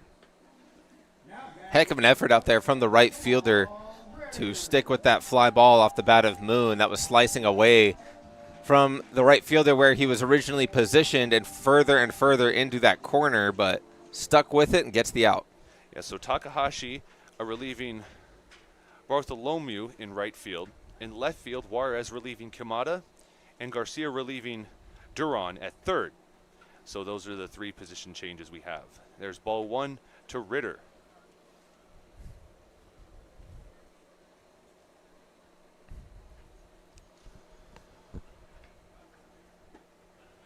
Ball 2, he sees that ball take a dip and just lets it soar past him. 2 balls, no strikes. Yeah, that looked like a changeup from Smith, just dropping away from Ritter in that lefty batter's box. There's ball 3. So it's a hit. It's a hitter's count. Jamal Ritter may not swing at this next pitch unless it's somewhere in the zone. He may just take the walk to first. I was going to say, if he wasn't the best base stealer on this roster, he might have the 3-0 green light here. He might have it no matter what. And there it is. He'll go to first. A 4-pitch walk after 1 out here in the bottom 6th. Power leading 3-0. Now here comes Casey Kleinman. And that's the second walk. That's the second walk of the game for Ritter. So he's on base with 1 out here. Last time he was on base in the second, he stole 2 bases and was stranded at third.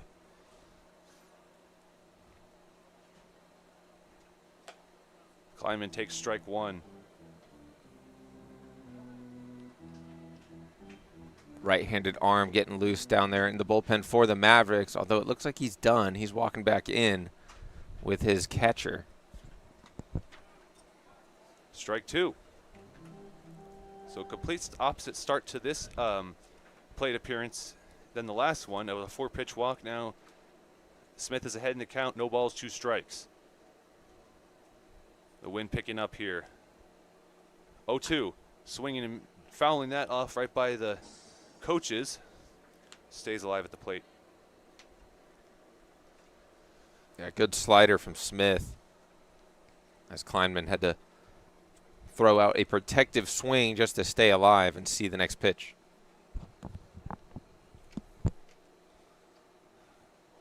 The 0-2. Hit right to the shortstop, and it's going out of his glove as it took a weird hop. Couldn't quite figure out how to field that. You saw him kind of flinch his glove as it hit it, and then it went behind him. And so both runners are safe. Jamal Ritter at second, Kleinman at first.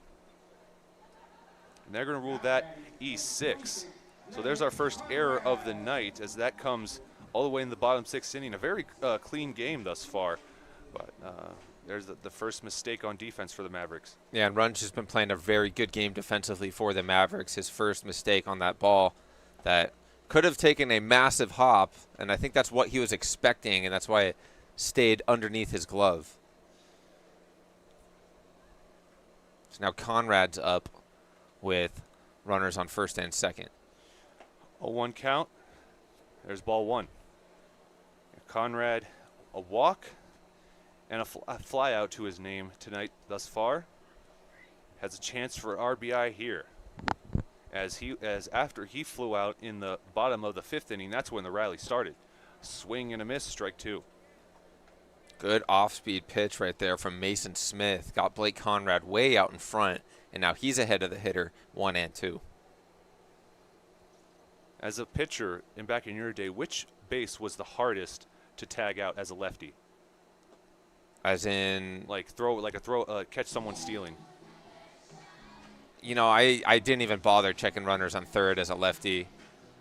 To be honest, I barely checked on runners at second. I was one of those guys where if there's a guy on first, I'm probably thrown over and trying to pick you off.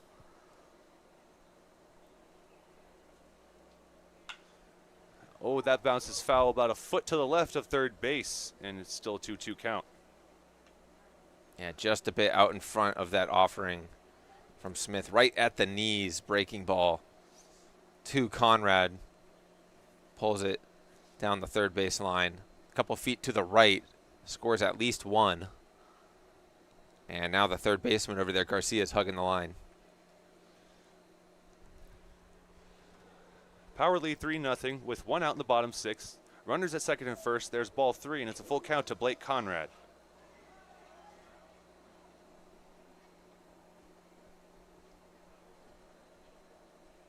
Full count, 2 guys on with 1 out. Don't expect them to be running, but never know. Smith delivers, and there's ball 4, loaded bases with 1 out. So last inning, it was a 2-out rally. This time here in the 6th, it's a 1-out rally. After the flyout from KJ Moon, we've had 2 walks and an error, so the bases are juiced. That'll bring up Dalton Thomas. He had a 2-out walk, and he scored the first run of the game. Came home on the 2 RBI double by Miles Walton. That nearly went over the fence right underneath the outfield scoreboard. Here's the first pitch. That's a slow bouncer over to the second baseman, A 4-6-3 double play ends it on the first pitch of Dalton Thomas's at bat.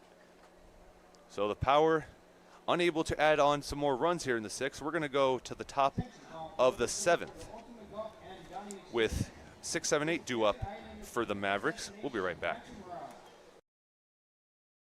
Everyone knows good things come in threes, like our eat, drink, and play combo for just $19.99. Maybe the saying should be good things come in 19.99s. Maybe not. The Dave & Buster's Eat, Drink, and Play combo for just $19.99. Try our big, beautiful all-day menu with more than 70 delicious dishes and our award-winning 3-course brunch for only $27.99. At Palm Springs' most popular restaurant, there's always a party at Lulu. Jessup Auto Plaza has been proudly serving the Coachella Valley since 1938 as your trusted family-owned auto destination. Now, electrify your drive with the Valley's most extensive range of electric vehicles. Drive the Chevrolet Blazer, Equinox, Silverado, the powerful GMC Hummer, Sierra, and the distinctive Cadillac Lyric. Silent power, bold performance. Electrify your drive. Jessup Auto Plaza. Since 1938, the EV brands you love, the family you trust.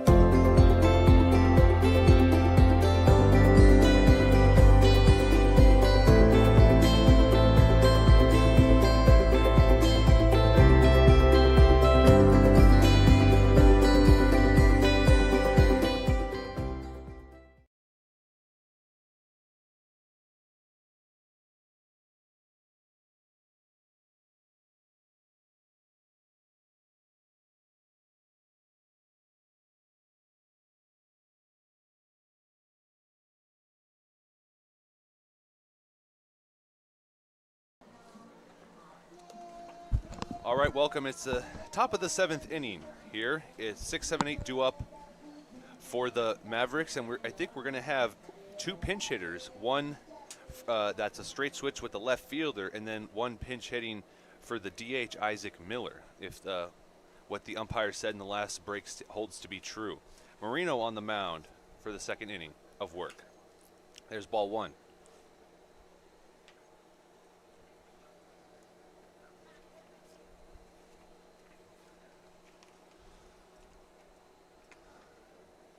Marino breezing through that 6th inning on just 10 pitches. There's a swing and a miss. 1 ball, 1 strike for Mendez.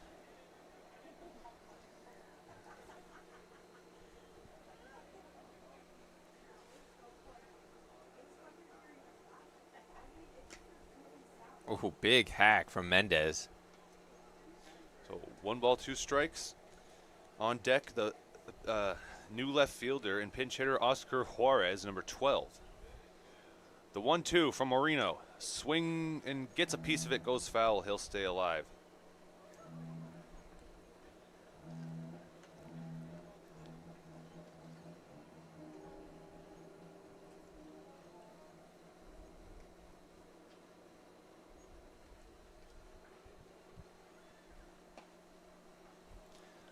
Ball 2. Yeah, that one looked like maybe Conrad got crossed up, as looks like Moreno was trying to set up outside, but Conrad had the wrong glove positioning, unable to come up with that grab. Still a 2-2 count. Marino delivers. That's going to be hit over to Casey Kleinman at short. Quickly thrown over to Kirkland with a zip. Look at the speed on that. 6-3. 1 away in the top of the 7th. Yeah, strong arm there from Kleinman. Good job from Moreno to come out, continuing to fire strikes since he's come in, and get to that first out of the 7th. Now here's pinch hitter Oscar Juarez, and his time in the game started in the bottom 6th out in left field, relieving Kai Kamada.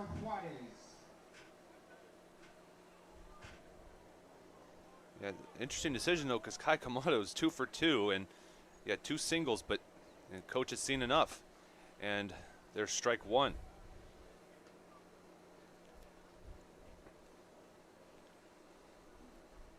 Power lead, 3-0 in the top of the 7th. 1 out, no runners on. Strike 2.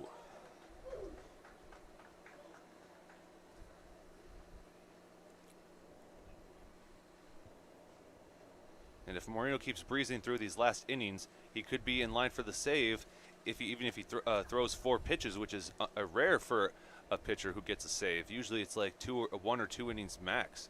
There's ball 1.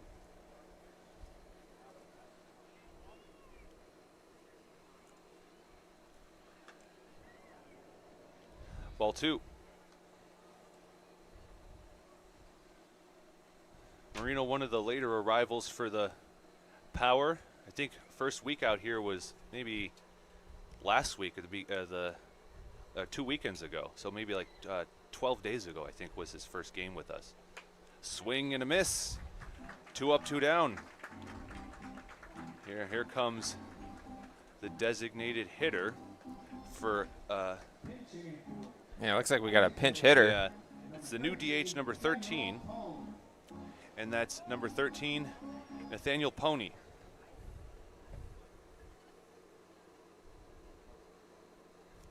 Yeah, the pinch DH. There's strike 1.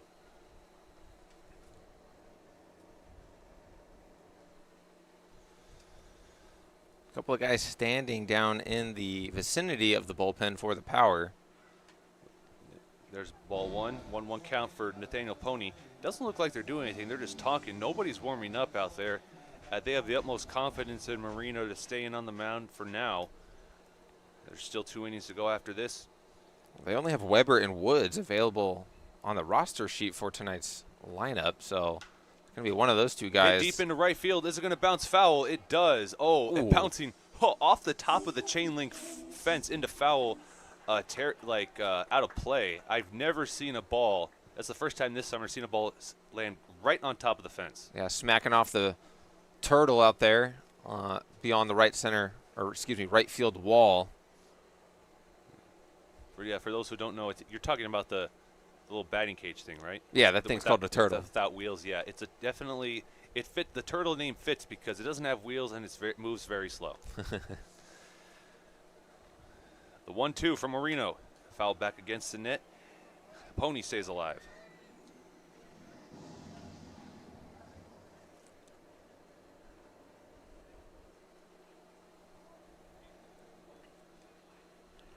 One, 2 with 2 outs here. Moreno has gotten 5 straight batters down. He's going to try and make it 6. The 1-2 pitch. Low and outside over the opposite batter's box. Yeah, he just tried to force that slider past the hitter instead of just letting it happen naturally. And you mentioned before that Chapman Weber, who's on the in the reserves for the Power tonight, sporting number 29, and there's a swinging K for Nathaniel Pony. Moreno retiring the side in order for the 2nd inning in a row. We're going to the bottom 7th. It's stretch time here in Palm Springs as the Power lead the Mavericks 3-0. The Management Trust is a 100% employee-owned company. Every employee has a vested interest in providing memorable experiences to every homeowner and board members of HOAs. It's a very powerful thing. No homeowners association is too small or too large for us to manage. From community maintenance services to customized absentee home care, the Management Trust provides just about every service any homeowner could ask for. Hi, I'm Damien with the Management Trust. We're community management built differently for your homeowners association. To find out how, give me a call.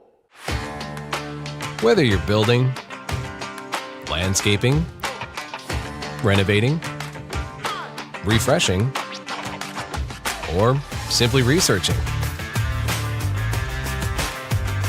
rent the right size tools for your size jobs. In store, online, or in app at Sunbelt Rentals, where tools rule.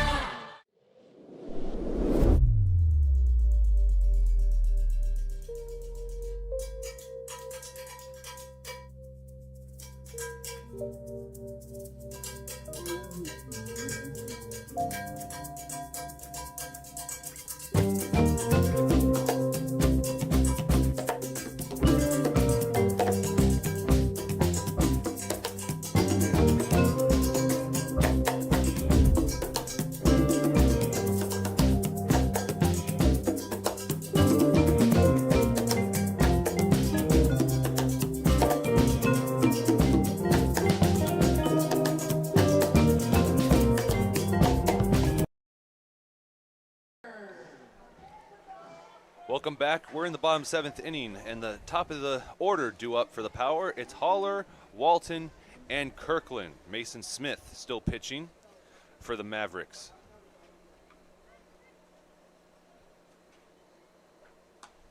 There's ball 1 low and outside to Haller.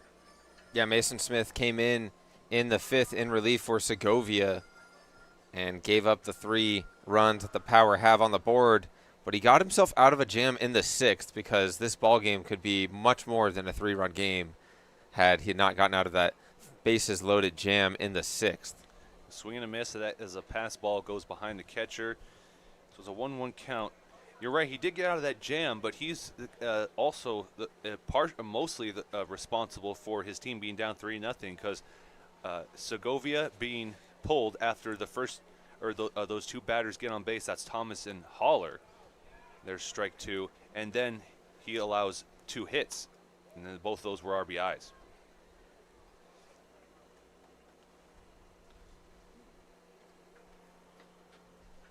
It's difficult. The rules of who the losing pitcher is are kind of tricky, but that's hit over into left field, and it's going to bounce in front of Juarez for a leadoff single.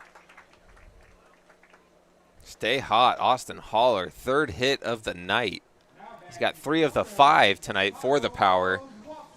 Big reason why you just throw him right in there, leading off. Try to get him as many at-bats as possible. He's going to end up on base probably 3 times a night at this rate. He certainly was tonight. 3 for 4 with a run scored. And here comes Miles Walton. And because the 2 of the 3 runs by the Power in the 5th inning were charged to Segovia, he's currently in line for the loss. That one's rope foul. It looks like it bounced. It bounced in front of the little photo booth and out of the gate, over the gate, and then a fan threw it back into Casey Dill, who's the 3rd base coach. Heads up play by that fan down there along the 3rd base line. I think that was our colleague, Griffin McDaniel, if my eyes don't deceive me. There's ball 1. Miles Walton in his last at-bat put the Power on the board with a first pitch 2-run double with 2 outs in the 5th. He's got a runner on first with nobody gone. Ball 2. It's 2-1 count. And 7 pitches thus far in the 7th inning for Mason Smith. And no outs. Power lead 3-0. Yeah, that was a 1-1 changeup that never stayed up and got Miles Walton to offer. Oh, check swing. They're not going to rule it a strike. There's ball 3, and successfully stealing is Austin Haller. So now a runner in scoring position for the Power. His first attempt at stealing second was unsuccessful. He slides in safely this time. Yeah, the Power were caught stealing twice, but they've also stolen successfully 4 times tonight. 4 for 6. Oh, that's roped right to the first baseman, and looks like it'll be a 3-1 as the Mason Smith goes to cover the bag. But moving over is Austin Haller on the sacrifice ground out. Yeah, nobody wants to hit a ground ball to the first baseman, but if you're ever going to do it, it should be with nobody out and a man on second base, and that's exactly what just happened off the bat of Miles Walton. A very productive out as it moves Austin Haller 90 feet down to 3rd. As Mark Kirkland's up with 1 out, a fly ball brings home another run. Yeah, Kirkland 1 for 2, and a walk and an RBI. Pretty solid night, and as he takes ball 1. Yeah, he drove in the 3rd run of the ball game, back in the 5th after Miles Walton's double.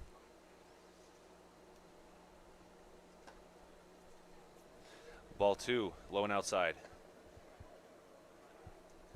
And looking ahead, to tomorrow, and not because the players they drive themselves out, and it's not like an overnight trip. They don't have to drive back very far. We could see some of the pitchers who have numbers given to us that weren't here today come out tomorrow.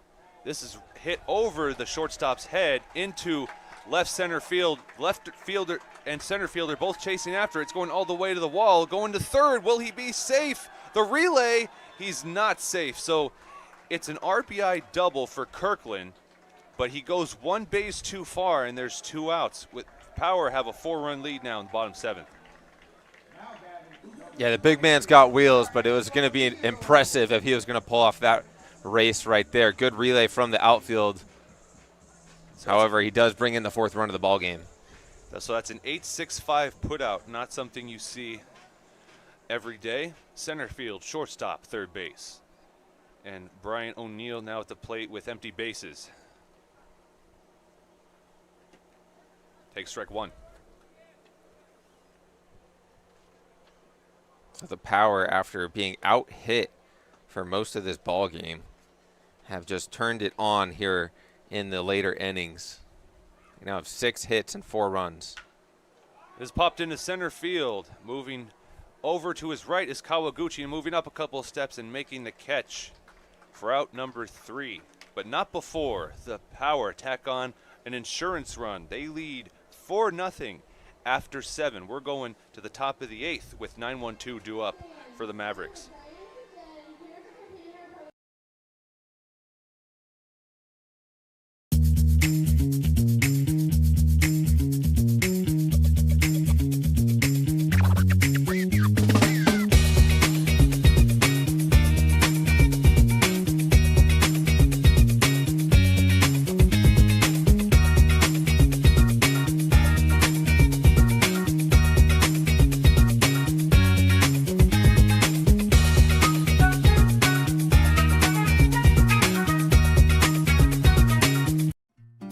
Try our big, beautiful all-day menu with more than 70 delicious dishes and our award-winning 3-course brunch for only $27.99. At Palm Springs' most popular restaurant, there's always a party at Lulu.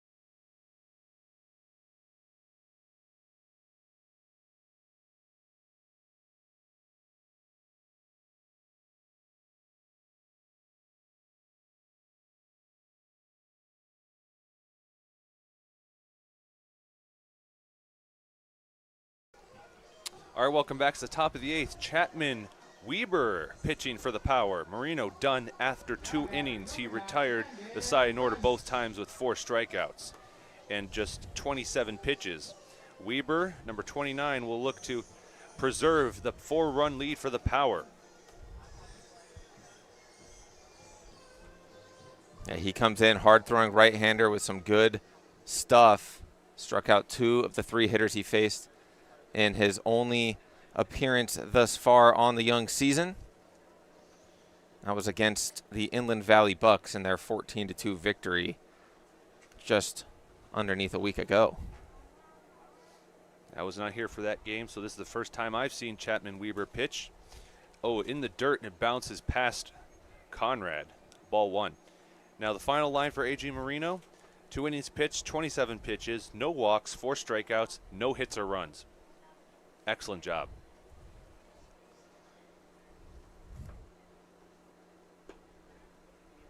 Ball 2.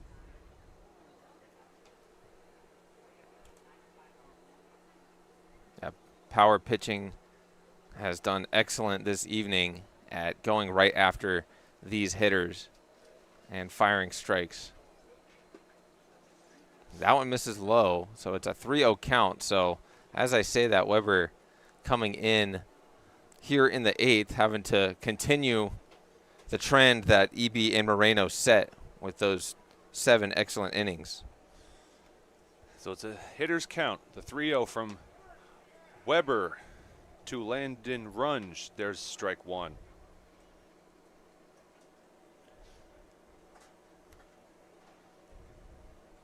Weber, and as you mentioned before, one more pitcher in the reserves for tonight is Tyrone Woods.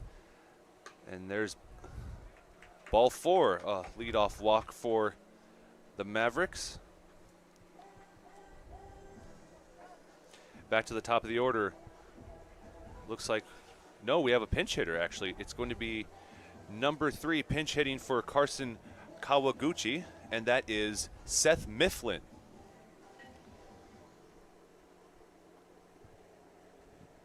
And we'll see if it's a straight switch in the bottom of the 8th. There's strike 1 to Mifflin. 89 on the outer half for a strike.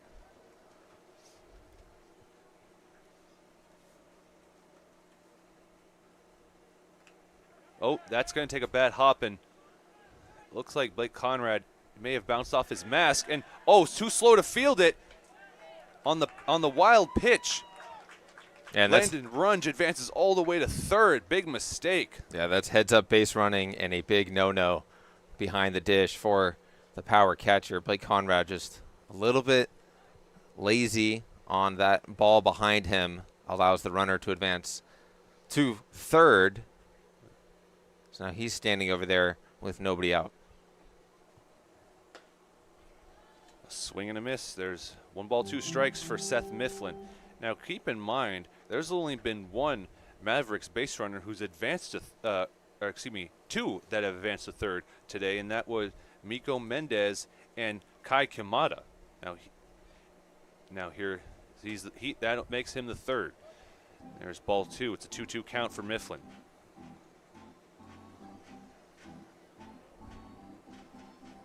Looks like we have another pinch hitter on deck, or that's Takahashi, who came in for Bartholomew out and right. So a bunch of new guys coming into this game for the Mavericks, getting their first ABs. Ball 3, a full count with no outs in the top of the 8th. Runner at third. Power leading 4-0.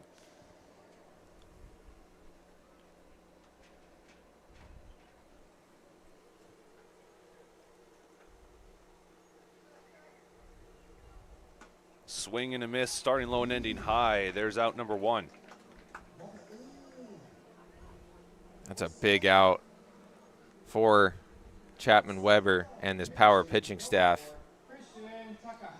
Able to get that first out of the inning and go from there.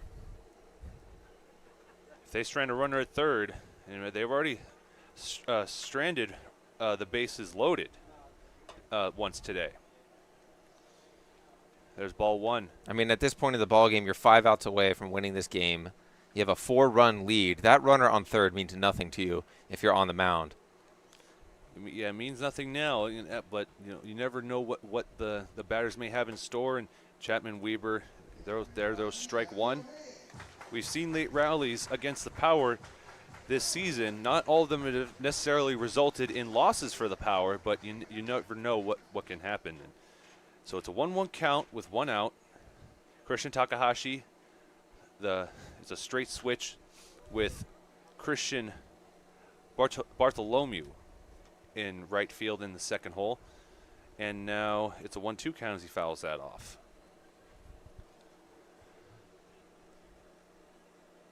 Another 1-2 count for Weber to try to put a hitter away.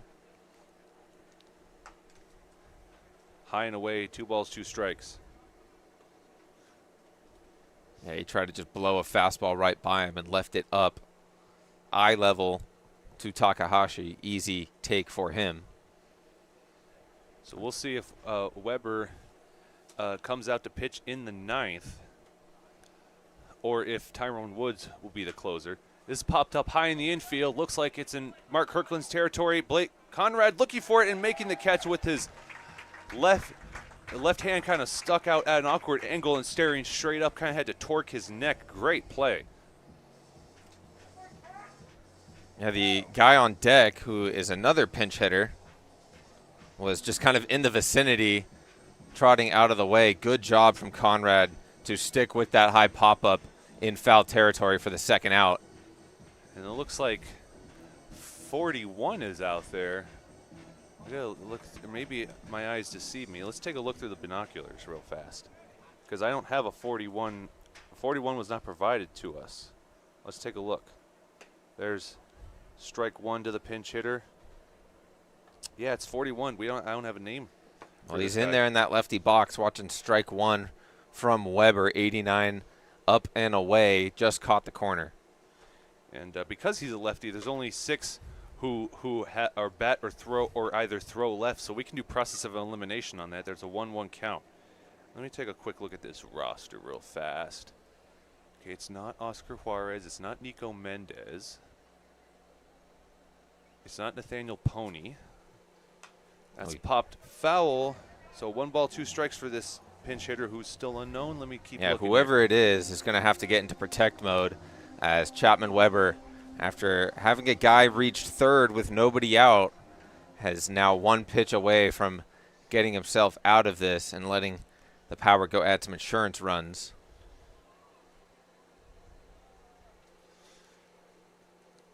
There's strike 3, and the pinch hitter goes down looking.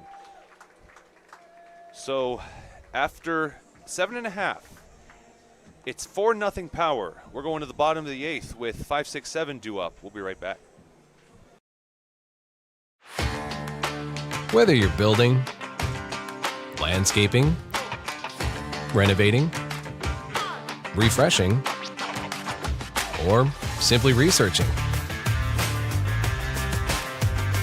rent the right size tools for your size jobs. In store, online, or in app at Sunbelt Rentals, where tools rule.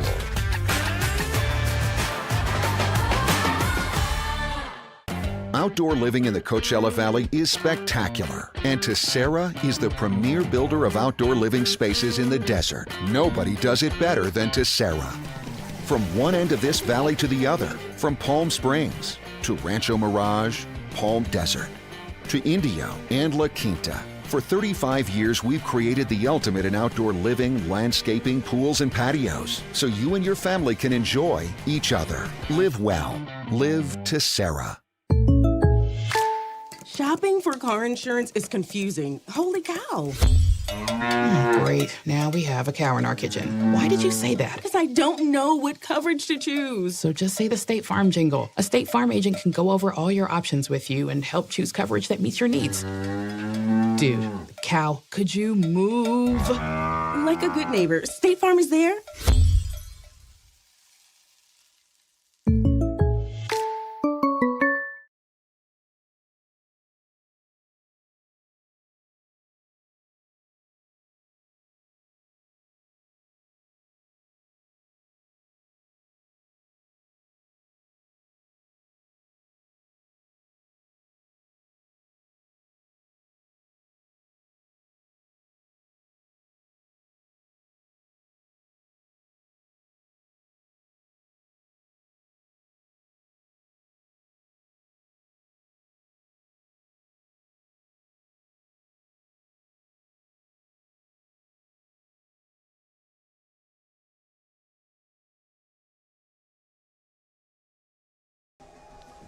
Welcome back. It's the bottom of the 8th inning. KJ Moon leading off for the Power. Jamal Ritter and Casey Kleiman follow up after him. We have another pitcher on the mound. It's Ben Teberg, number 33. There's ball 1. And I believe you have the final line for Mason Smith, Zach? Yeah, he went 2 and 1/3 innings pitched, 4 hits, 2 runs. Both of them were earned. No strikeouts and 2 walks. But it is his teammate Segovia who is in line for the loss. So 2 balls, no strikes for the right fielder, Moon. 0 for 2 tonight, 2 flyouts. There's strike 1.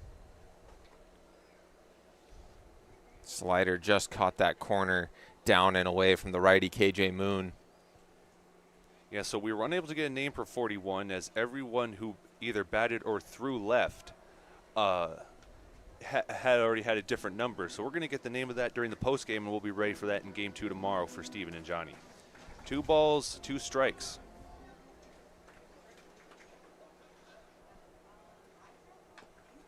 Well, gets a piece of that, and it goes foul right off the end of the bat. And even his protective swings look like he's trying to do some damage to them. That ball right on the edge of the zone. But KJ Moon trying to put it over the fence, but it didn't look like it. He just kind of threw it out there. Oh, that one's carrying deep into left field.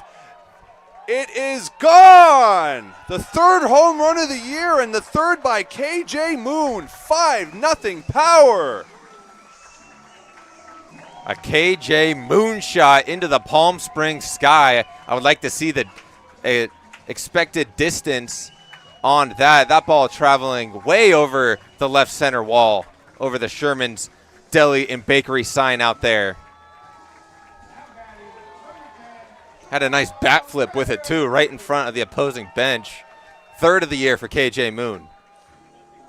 And as a viewer, here's Jamal Rader, but as a viewer, when it's dark enough and you see the ball arch like that and there's less light on it, you just know it's going to carry that far. It's just a certain thing that when you see enough home runs like that, it just clicks, and I knew that was gone.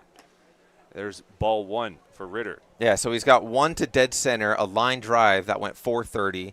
He's got another line drive to right center, but that one was just a no-doubter, towering shot over to left center field. So the spray chart is complete for KJ Moon for his home runs. And now there's ball 2 to Ritter.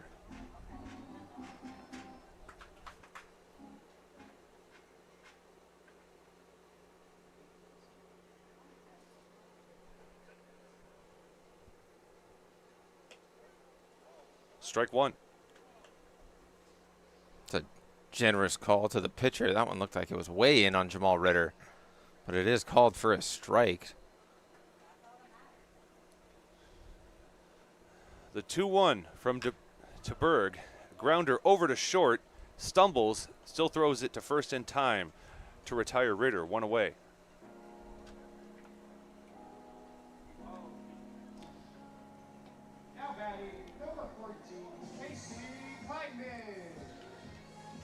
Here comes Casey Kleinman on his birthday.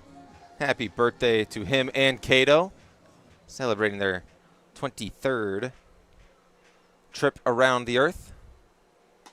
Or sun, I should say. Yeah, around the earth. We're living on the sun. We're not on the moon. Yeah, we're not in the sun either.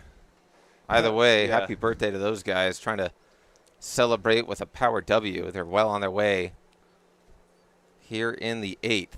There's 1 ball, 1 strike. My 23rd was kind of spent half quarantined, half not. That was in 2021 when there's this vaccine rollout was still underway. Not everyone had their first dosage of the vaccine, so I stayed home for my 23rd. But they're having fun out here playing baseball. 2 balls, 1 strike.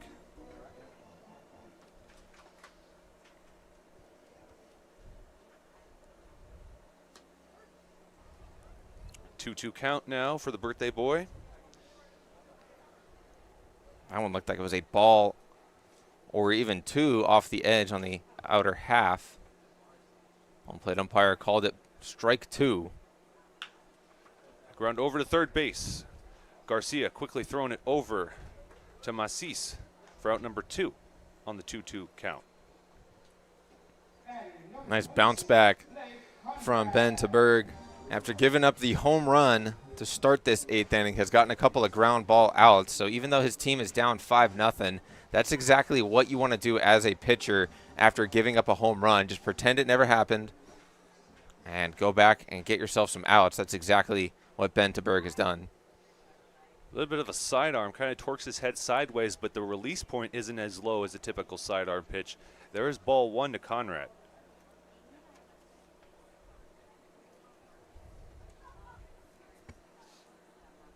A 1-0.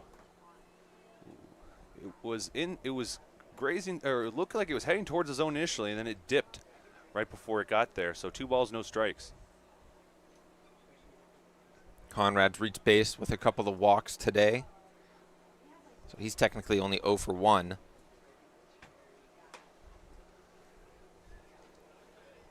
Ball 3. That was not a bad pitch at all from Taberg. Just missing on the inside edge, 75 off the plate on that breaking ball. And there's a 4-pitch walk. 2 outs in the bottom 8th. Power leading 5-0. It's another walk for Conrad. That's the 3rd of the night for him. So Dalton Thomas gets another at-bat. Do you think as catchers, because they spend time at the plate and right behind the plate, they have a better eye of what to expect from a pitch? And do you think they have that advantage that other positions don't? Absolutely. I think they know what each home plate umpire's strike zone looks like as the game progresses. Someone's in there for a strike to Dalton Thomas. I think there's nobody else on the baseball field who would have a better understanding of the strike zone than the catcher. You're sitting back there working with them, trying to get your pitcher to throw it over those parts of the plate. So when you go up to hit, that's where you know that you got to swing and protect. Speaking of swinging, it goes over to Garcia at third. It's a slow bouncer. He ran into the infield to get it, and that's a 5-3 put out to end the 8th inning.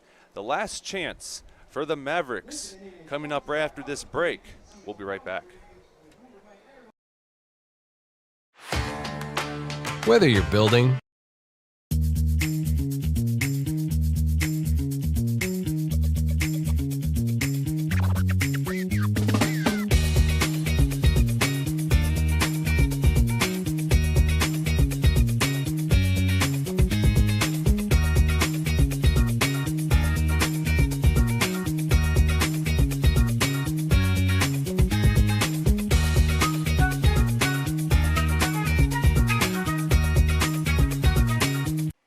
Across the Coachella Valley, you'll find our communities powered by short-term rentals. These rentals bring visitors and dollars to the region.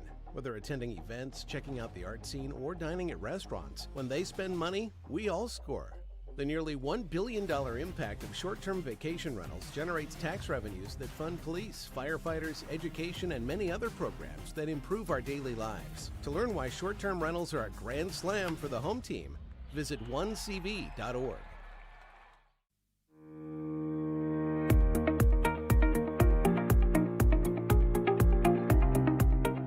Hello, Power Baseball fans. At SBMP Attorneys, we believe in the power of community. And that's why we proudly support the Palm Springs Power, our hometown baseball team.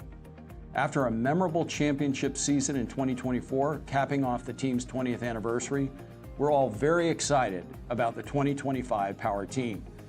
SBMP Attorneys and the Palm Springs Power are two teams that are committed to excellence, community, and the spirit of winning.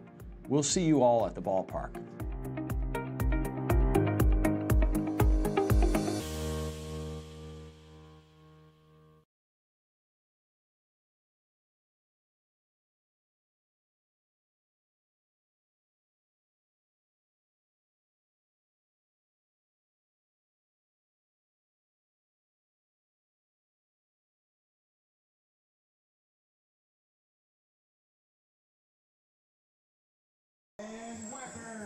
All right, last chance for the Mavericks. They trail 5-0 here against the Power.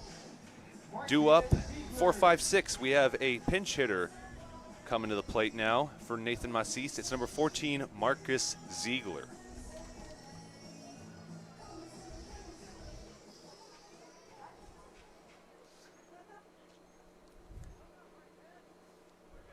Chapman Weber out there for his second inning of work against the Mavericks. There's ball 1. He walked the leadoff hitter, and he got all the way to third before he was stranded there after 2 strikeouts and a pop-out. 1 ball, 1 strike.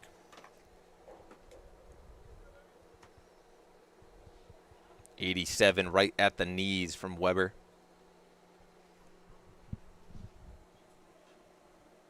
Oh, swing and a miss. That was way outside. Better at letting that just soar past him. 1 ball, 2 strikes.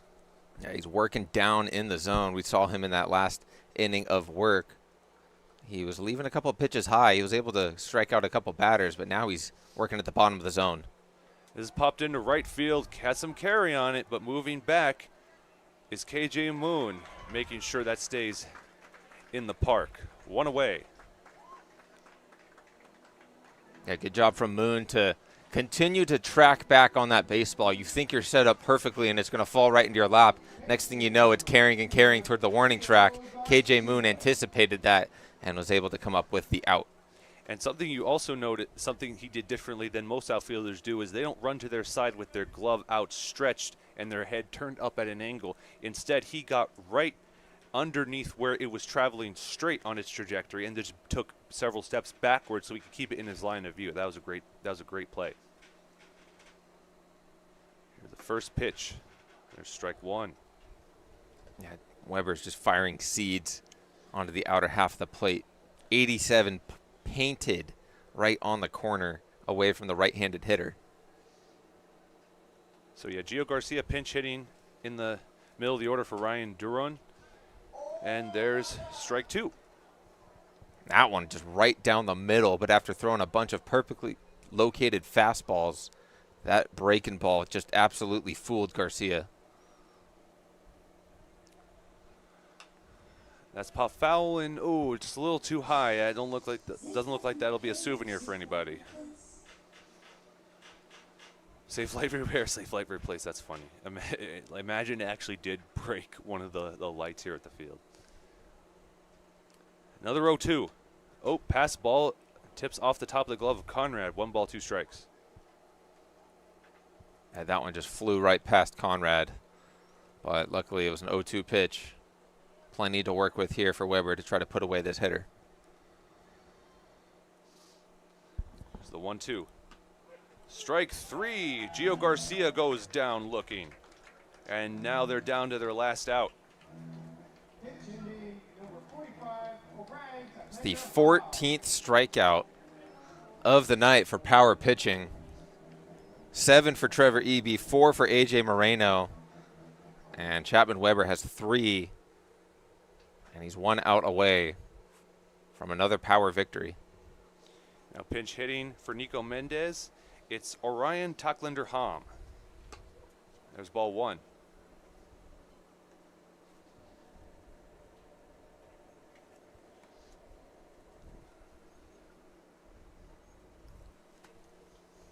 His bat color matches his uniform color. But he's wearing a red cap. Not what you want to do when you're facing a team that wears red.